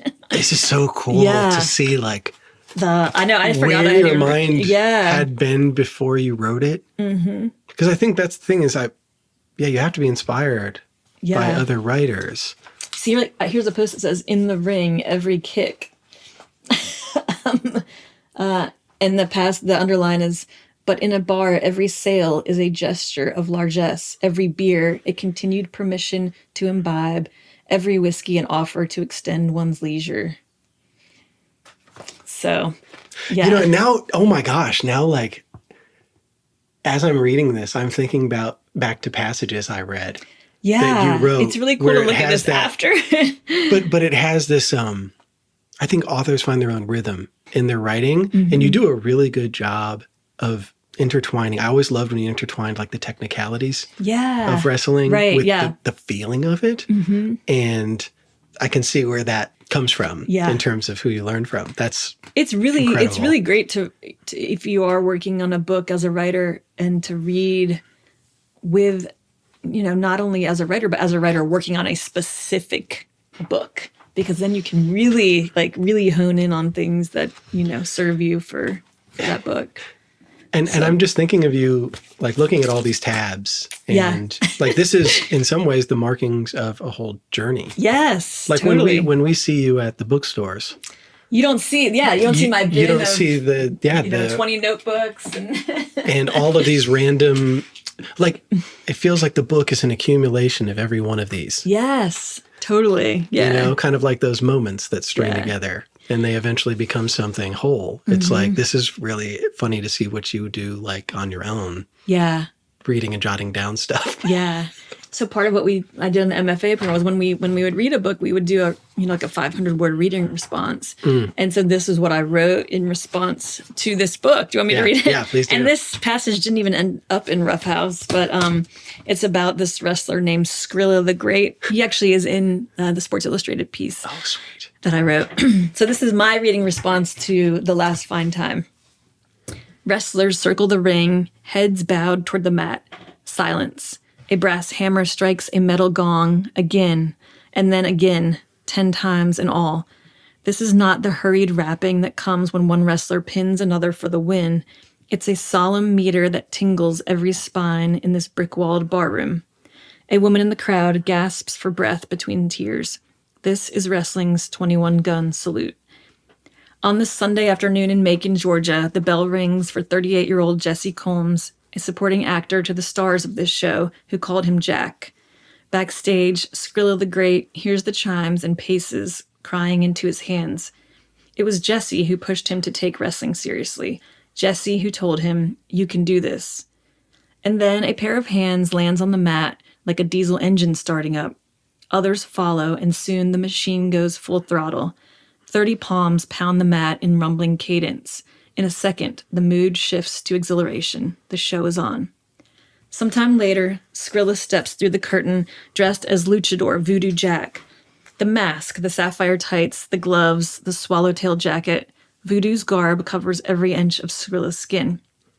"What the heck is Voodoo Jack doing?" Tyreek yells into the mic. Skrilla doubted he could get through this match, his first without Jesse watching from the floor. without breaking down, but when he parts the ropes, the world shrinks, like it always does. The voice in his head quiets. He remembers the moves. He rushes toward Brandon Watley, pummels him in the head 4, 5, 6 times, then rips off the mask. Wait a minute, that's not Voodoo Jack. That's Skrilla, Tyreek roars. Brandon writhes on the mat while Skrilla peels off the gloves, the jacket, the t-shirt. He stares at the crowd, his upper body disrobed except for a black sweatband around his bicep with the name Jesse in white letters. Brandon nails Skrilla with a right hand to the face. Skrilla jumps, tucks his knees, and kicks both feet toward Brandon, landing a drop kick that sends both to the floor. Skrilla rises first. The blue stage lights add sparkle to this heaving, sweat-covered torso, lends more sheen to his black vinyl boots. Still on his knees, he looks to the ceiling, raises his fist, and yells, "This is for you." That's never been heard anywhere. That's incredible. Yeah. I love that. Yeah. So it's just like, I mean, part of, reading as a writer and as a student really is kind of giving yourself the license to experiment that way. Yeah. And drawing from something, what I drew from this book might be totally different than what someone else picked up. So yeah, it's kind of like, even as a writer, you have to read similar to not fixating on a subject and letting that control the story. It's when you read, you don't want to be controlled by that book. You want to just draw out what naturally comes. It's like, oh, I'm really, like, these are the things that stand out that I'm inspired by. Yeah. And not try to write that book. Right. But it all becomes part of your own. Yeah. And I think that's what's really special about books is, like, I just read a book by Lily Meyer, who is a novelist, but also a really good translator. Yeah. And I saw a video online of her. She has a tower of books that, like, it had to be 100 that went into her novels. Wow. It's like just the referential things. Yes. That, and that she's like she's a brainiac. Yeah, yeah. I was just looking at that coaster there, and I had forgot to tell you this when I got back from San Diego last month. But you would appreciate this, because the only reason I even appreciated it at all was because I read your book. But at the Comic-Con Museum. Oh, it was. That is such a banging poster. Yeah. Oh, right? My Isn't God. that incredible? I'm like, I would love a t-shirt of that. Yes. But it was like all of this history of luchadors. That's gorgeous. Yes. I got this in Mexico City. Yeah. Look at that. Oh, God, it's so good. Just. Yes. Did you see my mask? That's from Mexico City, too. It's crazy. It was really cool to. Oh my God, that was at the Comic-Con Museum. Yeah, is it like open all year then, not just during the event? Yeah, it's like an exhibition at Balboa Park. Oh. So they have all those different museums. Oh my God, that's awesome. And this one just happened. I mean, it was like very in-depth and intense. That's awesome. Brother and parents were like, all right, can we please leave now?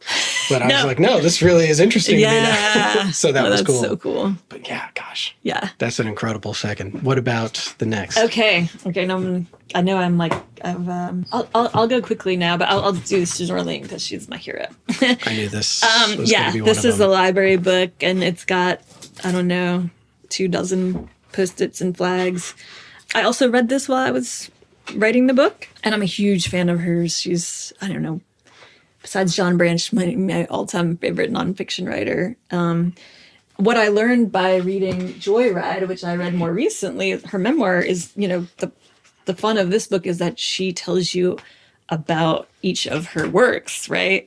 Hopefully I'm recalling this correctly, but the library book, I appreciated her story about, the origin story of that was like, she obviously loved and appreciated libraries. She started by having a conversation with someone. She was curious about libraries, didn't know what a book might look like. And, one of her first interviews was like, well, surely you know about the LA library fire. And she's like, I certainly do not.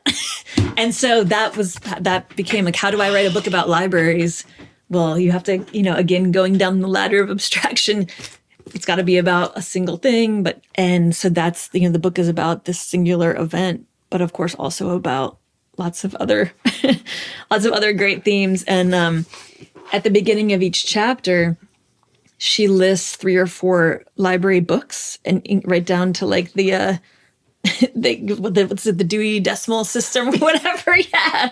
And if you look at the titles, they all kind of riff on what she's about to deliver to you in the chapter. I love that. Yeah. Like here's a faded Post-it, and I wrote on book writing. So she writes, right before learning about the library fire, I had decided I was done with writing books. Working on them felt like slow motion wrestling match. And I wasn't in the mood to grapple with such a big commitment again. But here I was. I knew part of what had hooked me had been the shock of familiarity I had felt when I took my son to our local library. The way it telegraphed my childhood, my relationship to my parents, my love of books. Another thing she says in here is, writing a book, just like building a library, is an act of sheer defiance. It is a declaration that you believe in the persistence of memory. Whoa. Yeah. That's a heck of a quote. I know. Dang. Our minds and souls contain volumes inscribed by our experiences and emotions. Each individual's consciousness is a collection of memories we've cataloged and stored inside us, a private library of a life lived. So you can see, I mean, only Susan Orlean could give us that, right?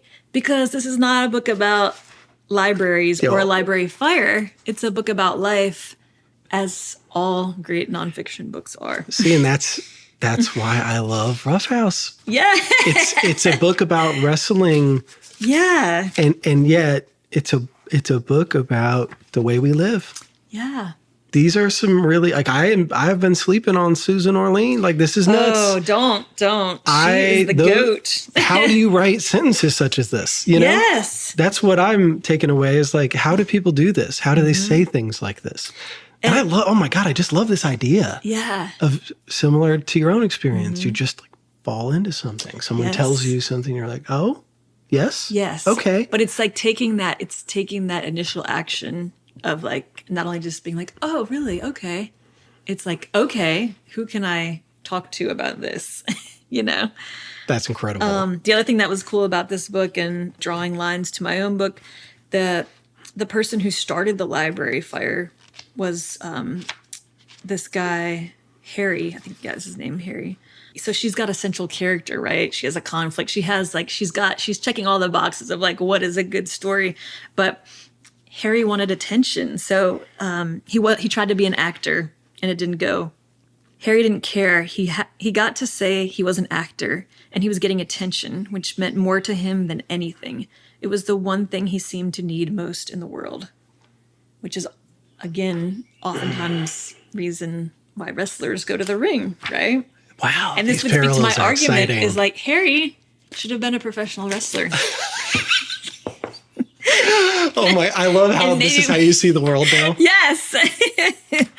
But it's just, anything she writes is great, but this is especially great because, again, it's like, it might, like Rough House, it's like you might not want to pick this up because you're like, oh, the library book, it's a book about libraries. See, you know? but this is the hard part about nonfiction. Yeah. Is honestly, I think if I'm there, if I catch somebody that picks up your book off my staff picks, the odds of it going out the door with them are 99% higher.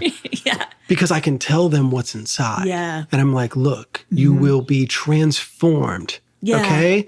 It's not a book. What do you think she does the whole time? Just sits there talking about how people wrestle in the ring? Right, yeah. Come on. The highlights of WrestleManias. I feel like nonfiction, it's like, sometimes it's like, oh, I wouldn't read this because look at that. Yeah. But look what's inside. Like, we need you to be curious enough.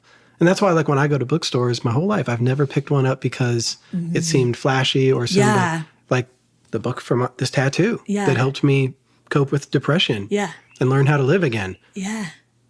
I mean, it was called Where the Roots Reach for Water, A Personal and Natural History of Melancholia. I mean, yeah. I didn't know exactly what that meant. Could have been boring, but I was like, I want to give it a shot, you know? And it changed everything. I mean, that book, I could have given that to you too, because he's talking about the ancient origins of melancholia and his own struggle with depression when he wants to drown himself in the Clark Fork River. So he's like going all the way back in time and forward. Yeah, connecting. I think that's making through his connections. Childhood in Appalachian, Ohio. Yeah. all the way back to like, what, why are all these artists depressed in, the 1400s? Like, it's just a sweeping thing, but you would never know that from looking at the exactly. the cover. So anyway, this is why booksellers like you are important. But like, this is crazy. I've never heard of this book. So that's 2 now. And then, so like another thing, as I was writing my book, my editor and I kind of talked about like, okay, how much of you, Alison, are going to be in it? And my initial reaction was like, absolutely none. I want to be the kind of writer that's just like, I'm the person in the room that you can't see telling the story. And for the most part, that was the case. Although in the end and in the beginning, I inject myself. And the one thing that I love about this book is that she appears kind of just when you need her to. So here's a little pencil note for my book: consider an Orleanian presence only when needed and not the center of attention. That's so good. That's so good. And like it's like I think somewhere another line I wrote in here is like, there she is, appears. She puts herself in just when she feels like it's needed, which is always the right time. Before I go, I'm going to need to take a picture of these notes. Yeah. Because this is reminding me of that episode of The Wire where, was it the Dickensian? It's called The Dickensian Perspective. It was a newspaper-focused episode. Oh, okay. Anyway, like this just reminds me of you created your own term with the Orleanian. Yeah. Yeah. Well, I mean, I just could go on and on. Let's see.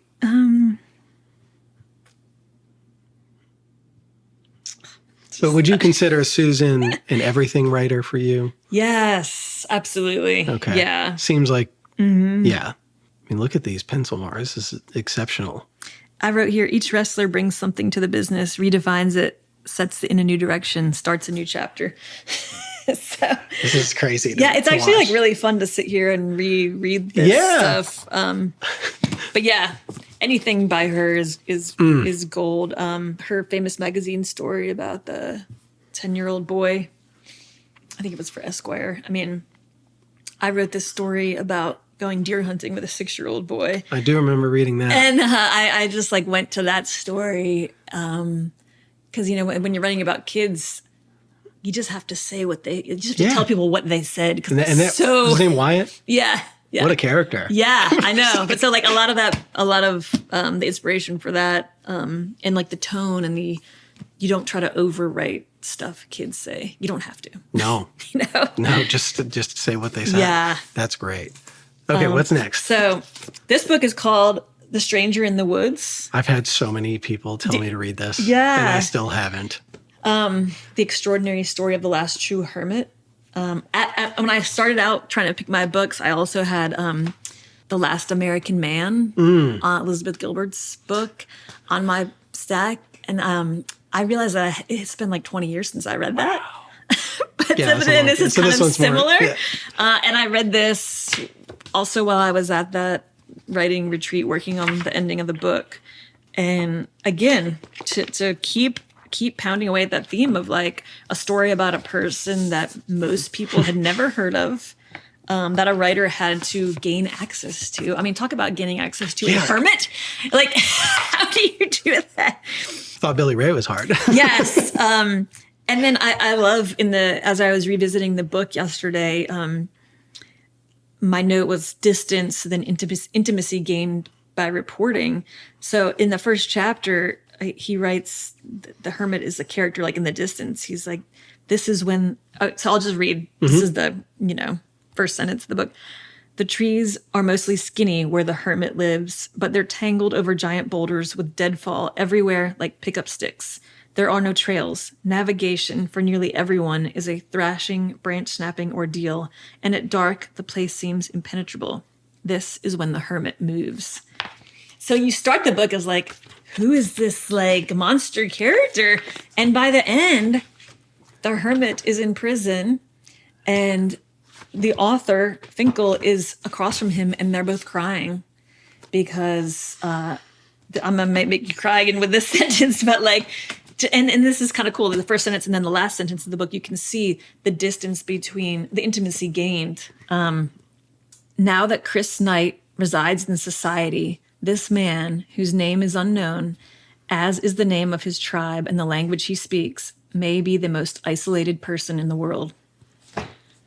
And I'm like, wow. He gets to the crux of he comes through spending time, many, many hours, and asking deep questions. He understands this person, and that's where the empathy emerges. It's the only way. It's the only way. I write here, writers' emotional connection to subjects. We're human. Writers are human, and yes, we're journalists, and we have to maintain somewhat of a distance. But how can you not gain empathy for someone whose story you're telling? You know? And why would, this goes back to like inserting yourself or not. Yeah. I've talked with a lot of documentary filmmakers about this, like just being behind the camera and like not bringing any life to your own project. I'm like, Yeah. that sounds dumb to me. Yeah.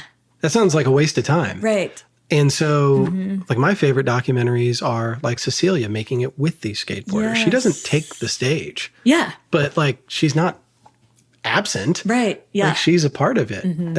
Part of this happens because she's someone who, that connection between a Chilean immigrant, how does she feel more connected to white teenagers than everyone else in the community? Like that's the story too. Yeah. So she's part of it. And I think, if you're going to get something good, you got to actually care. Yeah. And I think my guess is that like me coming to wrestling, he came to the story because he was curious. Maybe he had some preconceived notions about hermits and like, what is this guy really trying to do? And, is this authentic?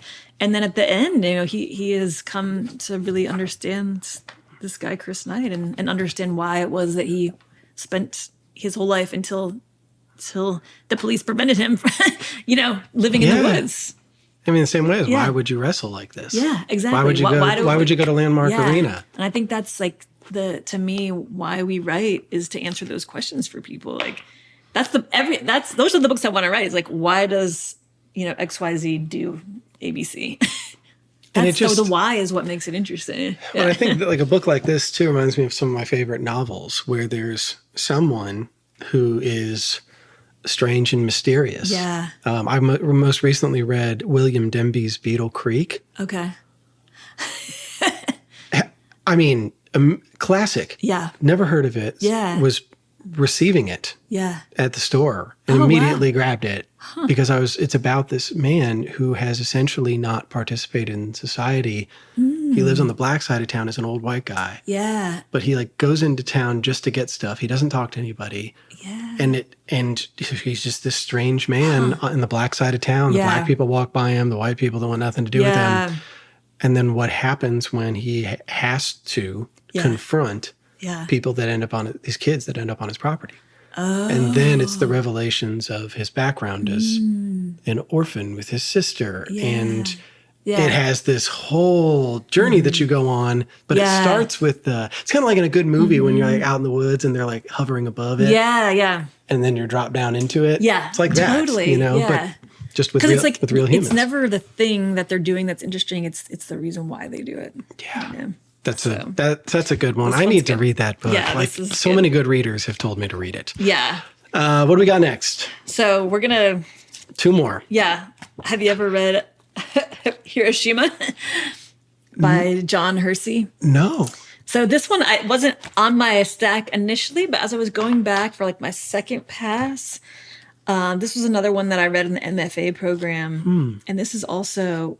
This is like, God, how old is this now? Like 60 years old. Wow. The reason why I picked it was because, again, going back to the ladder of abstraction and the reason, the only way that I think people can understand something as catastrophic as the dropping of an atomic bomb and, 250,000 people, let's see here. 60,000 Japanese men, women, and children were killed and 100,000 injured.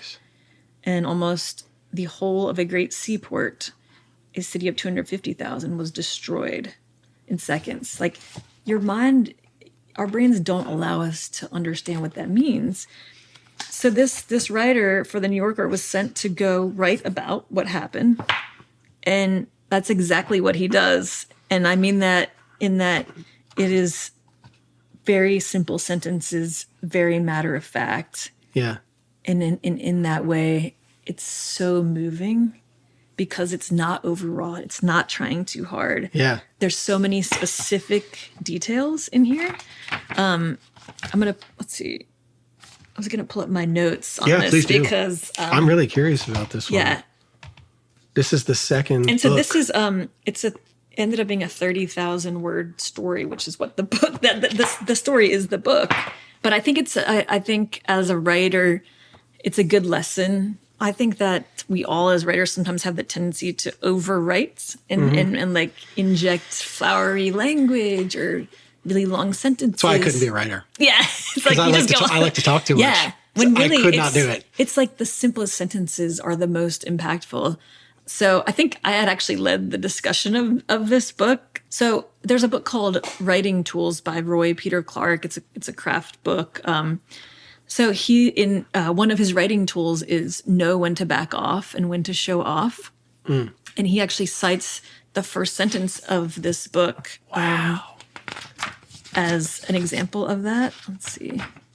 At exactly 15 minutes past 8 in the morning on August 6th, 1945, Japanese time, at the moment when the atomic bomb flashed above Hiroshima, Miss Toshiko Sasaki, a clerk in the personnel department at the East Asia Tin Works, had just sat down at her place in the plant office and was turning her head to speak to the girl at the next desk. That is one sentence that takes us down the ladder of abstraction to a desk in a factory. In just one sentence. Yeah. And this is where like readers don't appreciate that. I think if you're just like reading a book, but when you think about it, that's a wild way to start. Because if you just say at 8 o'clock this happened, it's like, oh, okay. But the fact that you're getting someone's name and you're picturing now this desk that they're sitting at. Yeah, because now you've made the impersonal personal. And that's what good history does. Yep. So Roy Peter Clark writes, this book begins with the most ordinary of circumstances, a recitation of the time and date with two office workers about to converse. The flash of the atomic bomb hides inside that sentence. Because we imagine the horror to follow, Hersey's understatement creates the anxiety of anticipation. Wow. Yeah, that's real. Dang. Yeah. So let me see. Let me see what else I wanted to highlight here. Yeah, take your time. Oh, page 31, yeah. So this, I think we might still be in the first section of this 30,000 word story / book.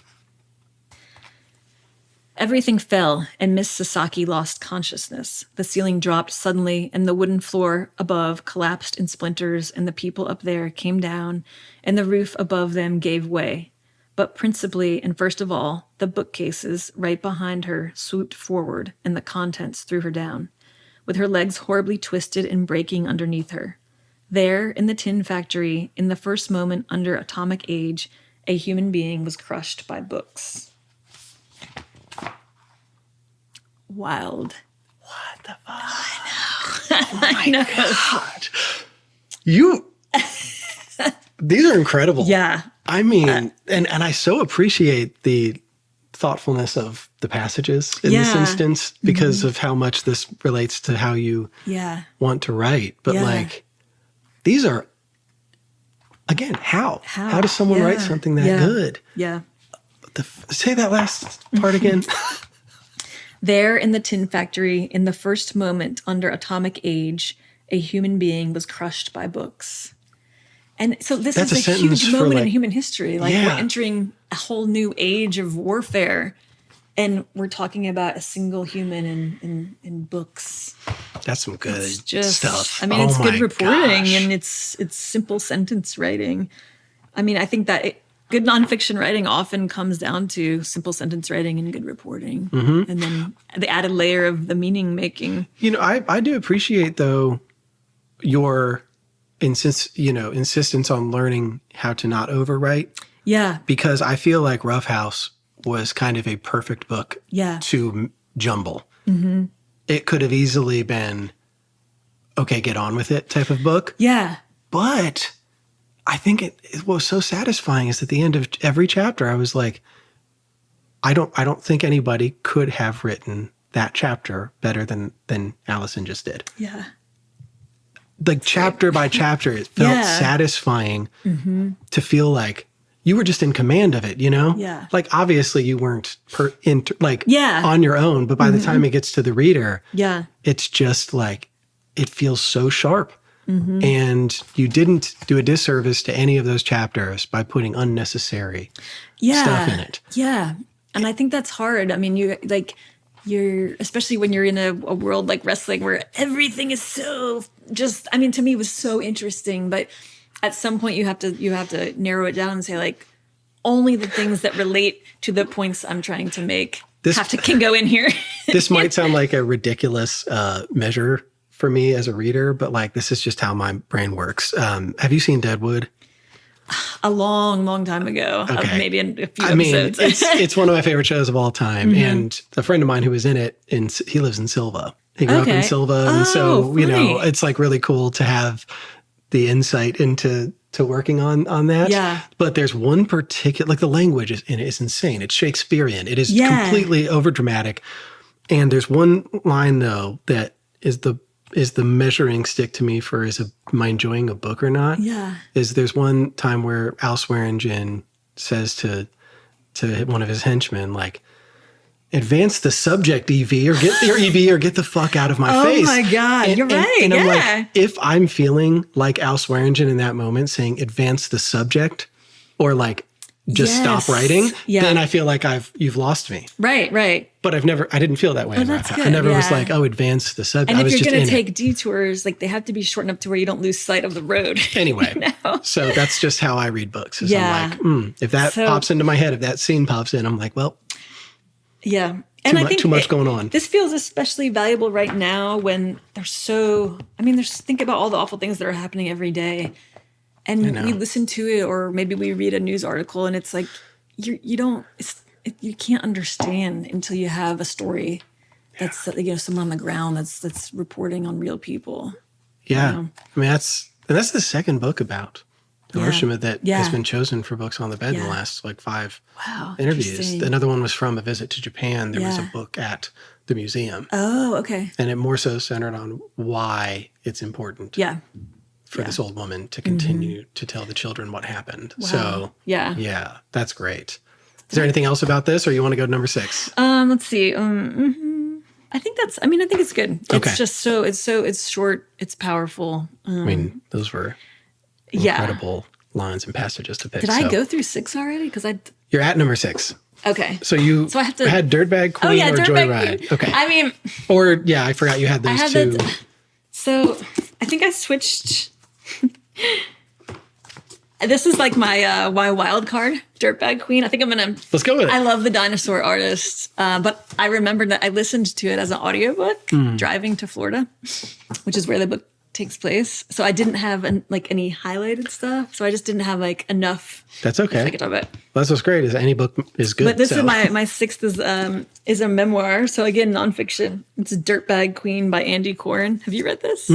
Oh my God. So this book came out of an obituary that Andy wrote of his mother, and it grew into this book. Okay, so I was actually going to read the obituary because please. Oh my God, I love obituary. Yes. So Renee Mandel Coren. The location line is El Paso, Texas. A plus-sized Jewish lady redneck died in El Paso on Saturday. Of itself, hardly news, or good news if you're the type that subscribes to the notion that anybody not named you dying in El Paso, Texas is good news. In which case, have I got news for you. The bawdy, fertile, redheaded matriarch of a sprawling Jewish, Mexican, redneck American family has kicked it. This was not good news to Renee Mandel Coren's many surviving children, grandchildren, and great-grandchildren, many of whom she even knew, and in her own way, loved. There will be much mourning in the many glamorous locales she went bankrupt in. McKeesport, Pennsylvania, Renee's birthplace, and where she first fell in love with ham and atheism. Fayetteville and Kill Devil Hills, North Carolina, where Renee's dreams, credit rating, and marriage are all buried. And of course, Miami, Florida, where Renee's parents, uncles, aunts, and eternal hopes of all Miami Dolphins fans everywhere are all buried pretty deep. Renee was preceded in death by Don Shula. Oh my God. Because she was my mother, the death of a zaftig good time gal, Renee Corin, at the impossible old age of 84 is newsworthy to me, and I treat it with the same respect and reverence she had for, well, nothing. A more disrespectful, trash-reading, talking, and watching woman in North Carolina, Florida, or Texas was not to be found. Hers was an itinerant, much-lived life, a Yankee, Florida, liberal, Jewish tough gal who bowled 'em in Japan, rolled 'em in North Carolina, and was a singularly unique parent. Often frustrated by the stifling conservative culture of the South, Renee turned her voracious mind to the home front, becoming a model stay-at-home parent, a supermom really, just the perfect PTA lady, volunteer, amateur baker, and just kidding, y'all. Renee, Rosie to her friends, this was a broad who never met a stranger, worked double shifts with Doreen, ate a ton of carbs with Bernie, and could occasionally be stirred to stew some stuffed cabbage for the kids. She played cards like a shark, bowled and played cribbage like a pro, and laughed with the boys until the wee hours, long after the last pin dropped. At one point in the 1980s, Renee was the 11th or 12th ranked woman in cribbage in America. And while that could be a lie, it sounds great in print. She also told us she came up with the name for Sunoco, and I chose to believe this too. Yes, Renee lied a lot. But on the plus side, Renee didn't cook, she didn't clean, and she was lousy with money too. Here's what Renee was great at. Dyeing her red roots, weekly manicures, dirty jokes, pier fishing, rolling joints, and buying dirty magazines. She said she read them for the articles, but filthy free speech was really Renee's thing. Hers was a bawdy, rowdy life, lived large, broke, and loud. We thought Renee could not be killed. God knows people tried, a lot. Renee has been toying with death for decades, but always beating it and running off in her silver Chevy Nova. COVID couldn't kill Renee. Neither could pneumonia, twice, infections, blood clots, bad feet, breast cancer, twice, 2 mastectomies, 2 recessions, multiple bankruptcies, marriage to a philandering sergeant major, divorce in the 70s, 6 kids, 1 cesarean, a few abortions from the quietly famous abortionist of Spring Lake, North Carolina, or an affair with Larry King in the 1960s. Renee was preceded in death by her ex-boyfriend, Larry King.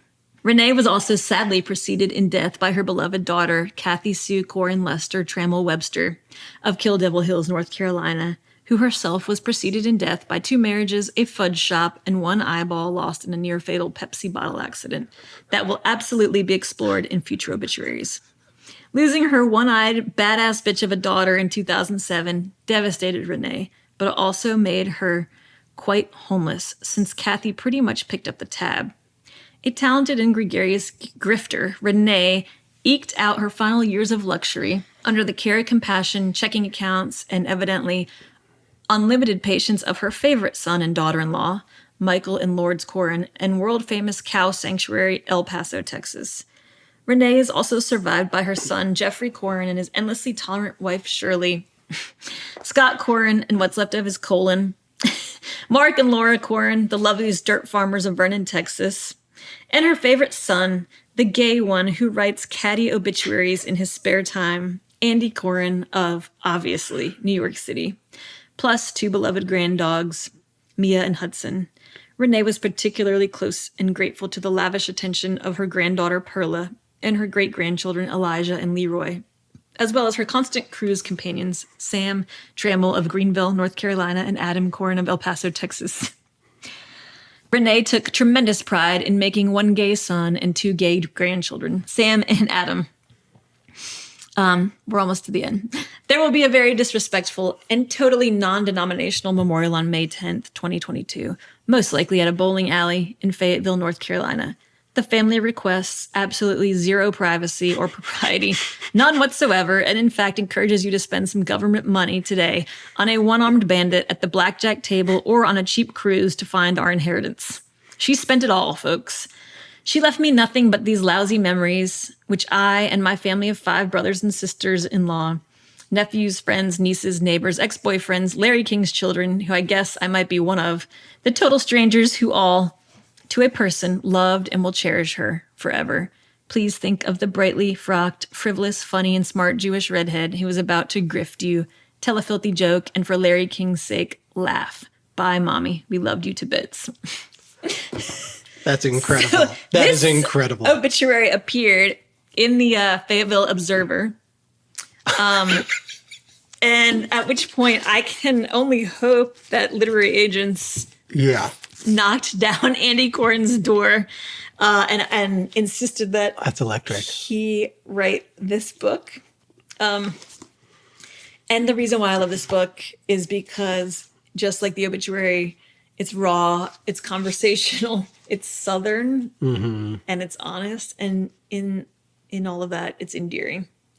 That is the tone of his writing and the tone of the book. But the result is that, this kind of, I don't know, there's too many adjectives to describe Renee, but you can sense, deep under all of that, the love between her children, especially her son, Andy, who wrote the book. So it is a memoir, so many memoirs are about trauma, and this one also, but this is written in a way that like you're gonna fall off the bed laughing.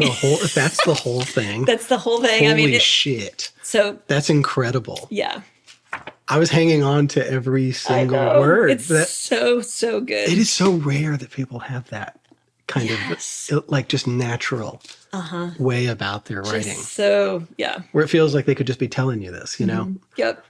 And that's what you feel when you read it. It's like you're talking, like Andy Coren is your friend and he's just dishing and complaining about his mom. And yet beneath it all that she meant a lot to him. I'm so glad you chose that one because I feel like, this is such an interesting stuff. Yeah, so that was kind of a curveball. I love it though. I mean, that was hilarious. Yeah. But I think it's demonstrates how varied nonfiction can be. And the voice of an author. There's no one way to do it. There's no boundaries really. Like to go from Hiroshima to Dirtbag Queen. But this is why I do it. Yes. Because I want to know. Yeah. How on earth could you bring these six to the table? I know, right? I think that's the question is like how many different ways can you write a book and it still be wonderful? Yeah. And I think that's also represented in the people I've interviewed. Yeah. You are completely unlike anybody before. In the best way. Yeah. That's great. I think that's what makes it fun for me is sitting here with people that have blown my mind with very, very different books and styles of writing and background, It makes it great for your listeners too.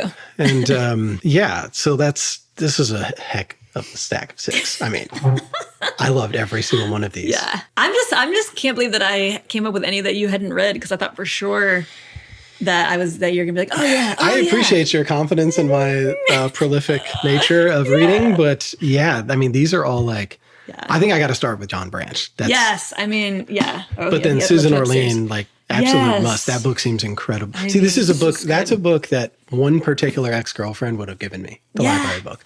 Oh. You know what I'm like? She would have picked that up and been like, oh yeah, I'm all in. Yeah. But these are, oh my God. I was like, I just read this 2 weeks ago and it is good that I feel like sometimes I try to read books as like, okay, I'm going to go on vacation. I'm just going to read this book. I'm not going to like write all over it. But it's so good when I do because then I can go back. You should just read the way you want to read, however it naturally comes. Yeah. And some people are just laborious about it. You know, they're note takers, they're highlighters, whatever.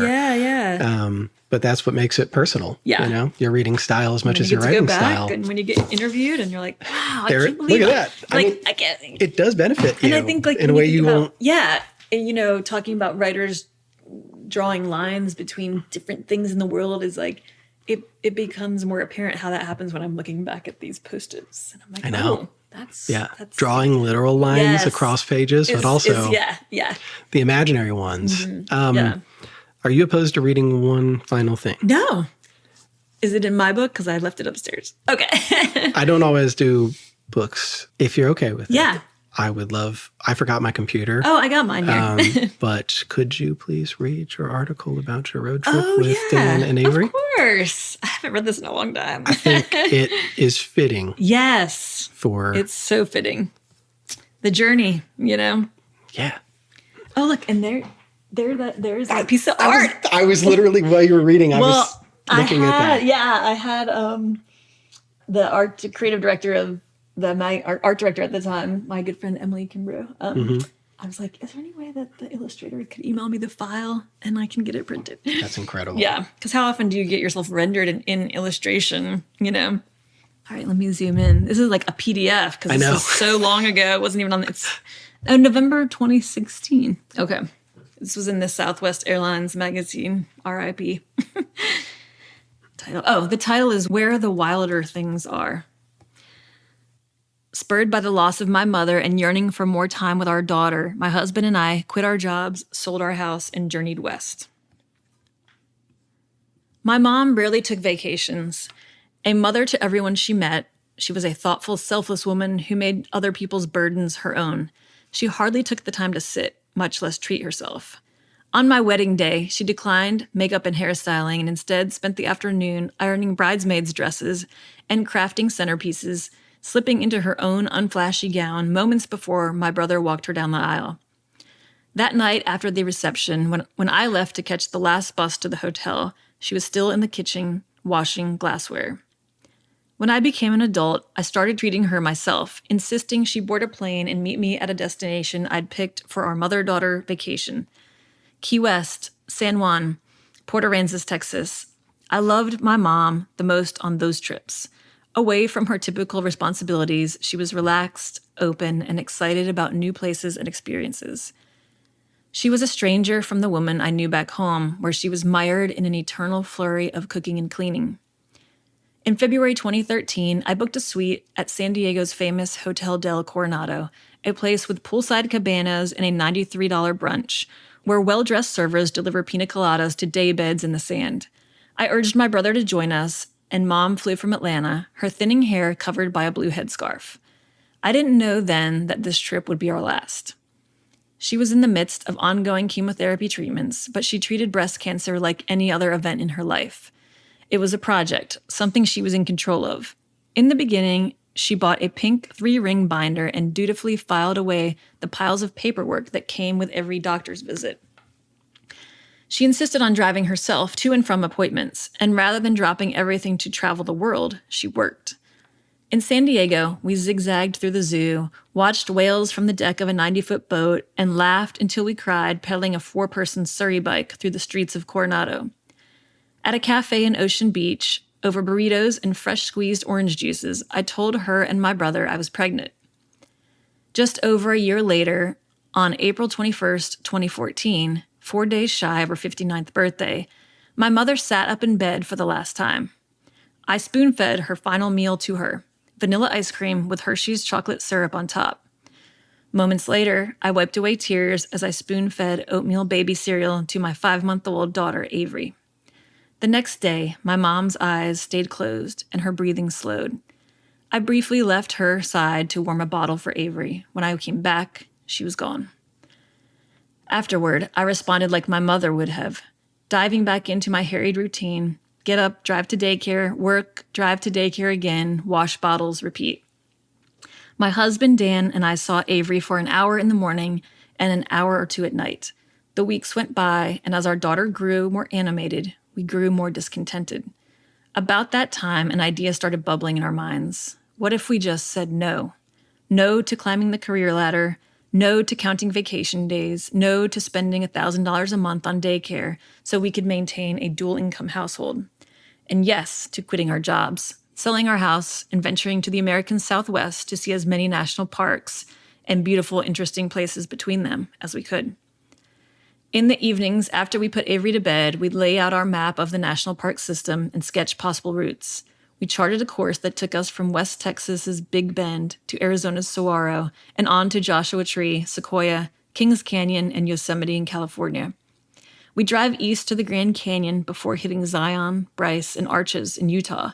After swinging by Mesa Verde, our final stop would be the Great Sand Dunes in southern Colorado.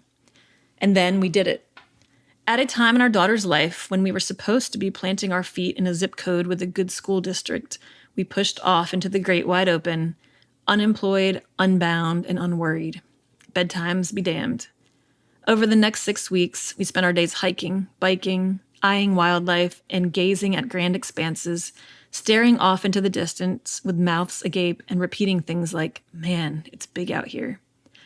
More often than not, we could step outside at night and see 180 degrees of star-studded sky. Once, early on in the trip, we found ourselves whispering, for no reason, an unintentional reaction to the pure silence around us.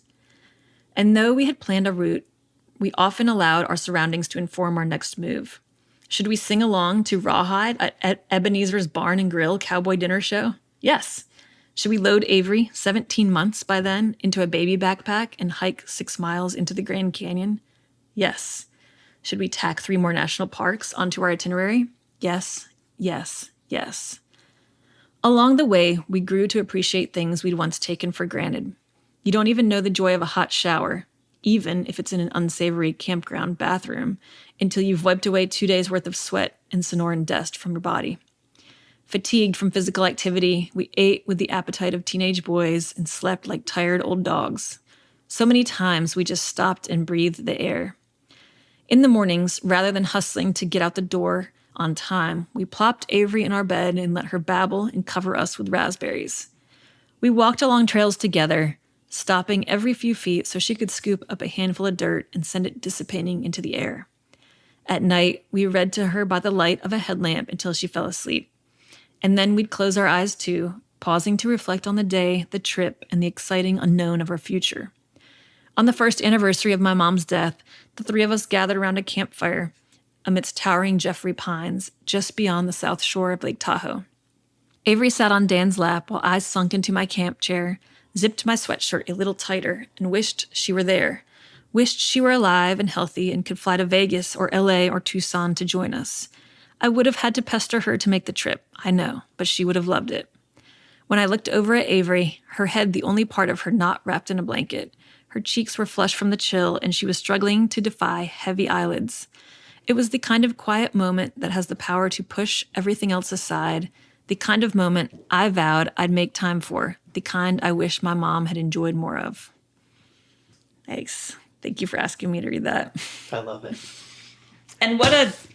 you just brought it all full circle with the I didn't even plan that. memoir of What's my crazy mother. is I That's didn't even crazy. plan that. You didn't know. Sometimes it works out. That's a good time to drop the mic.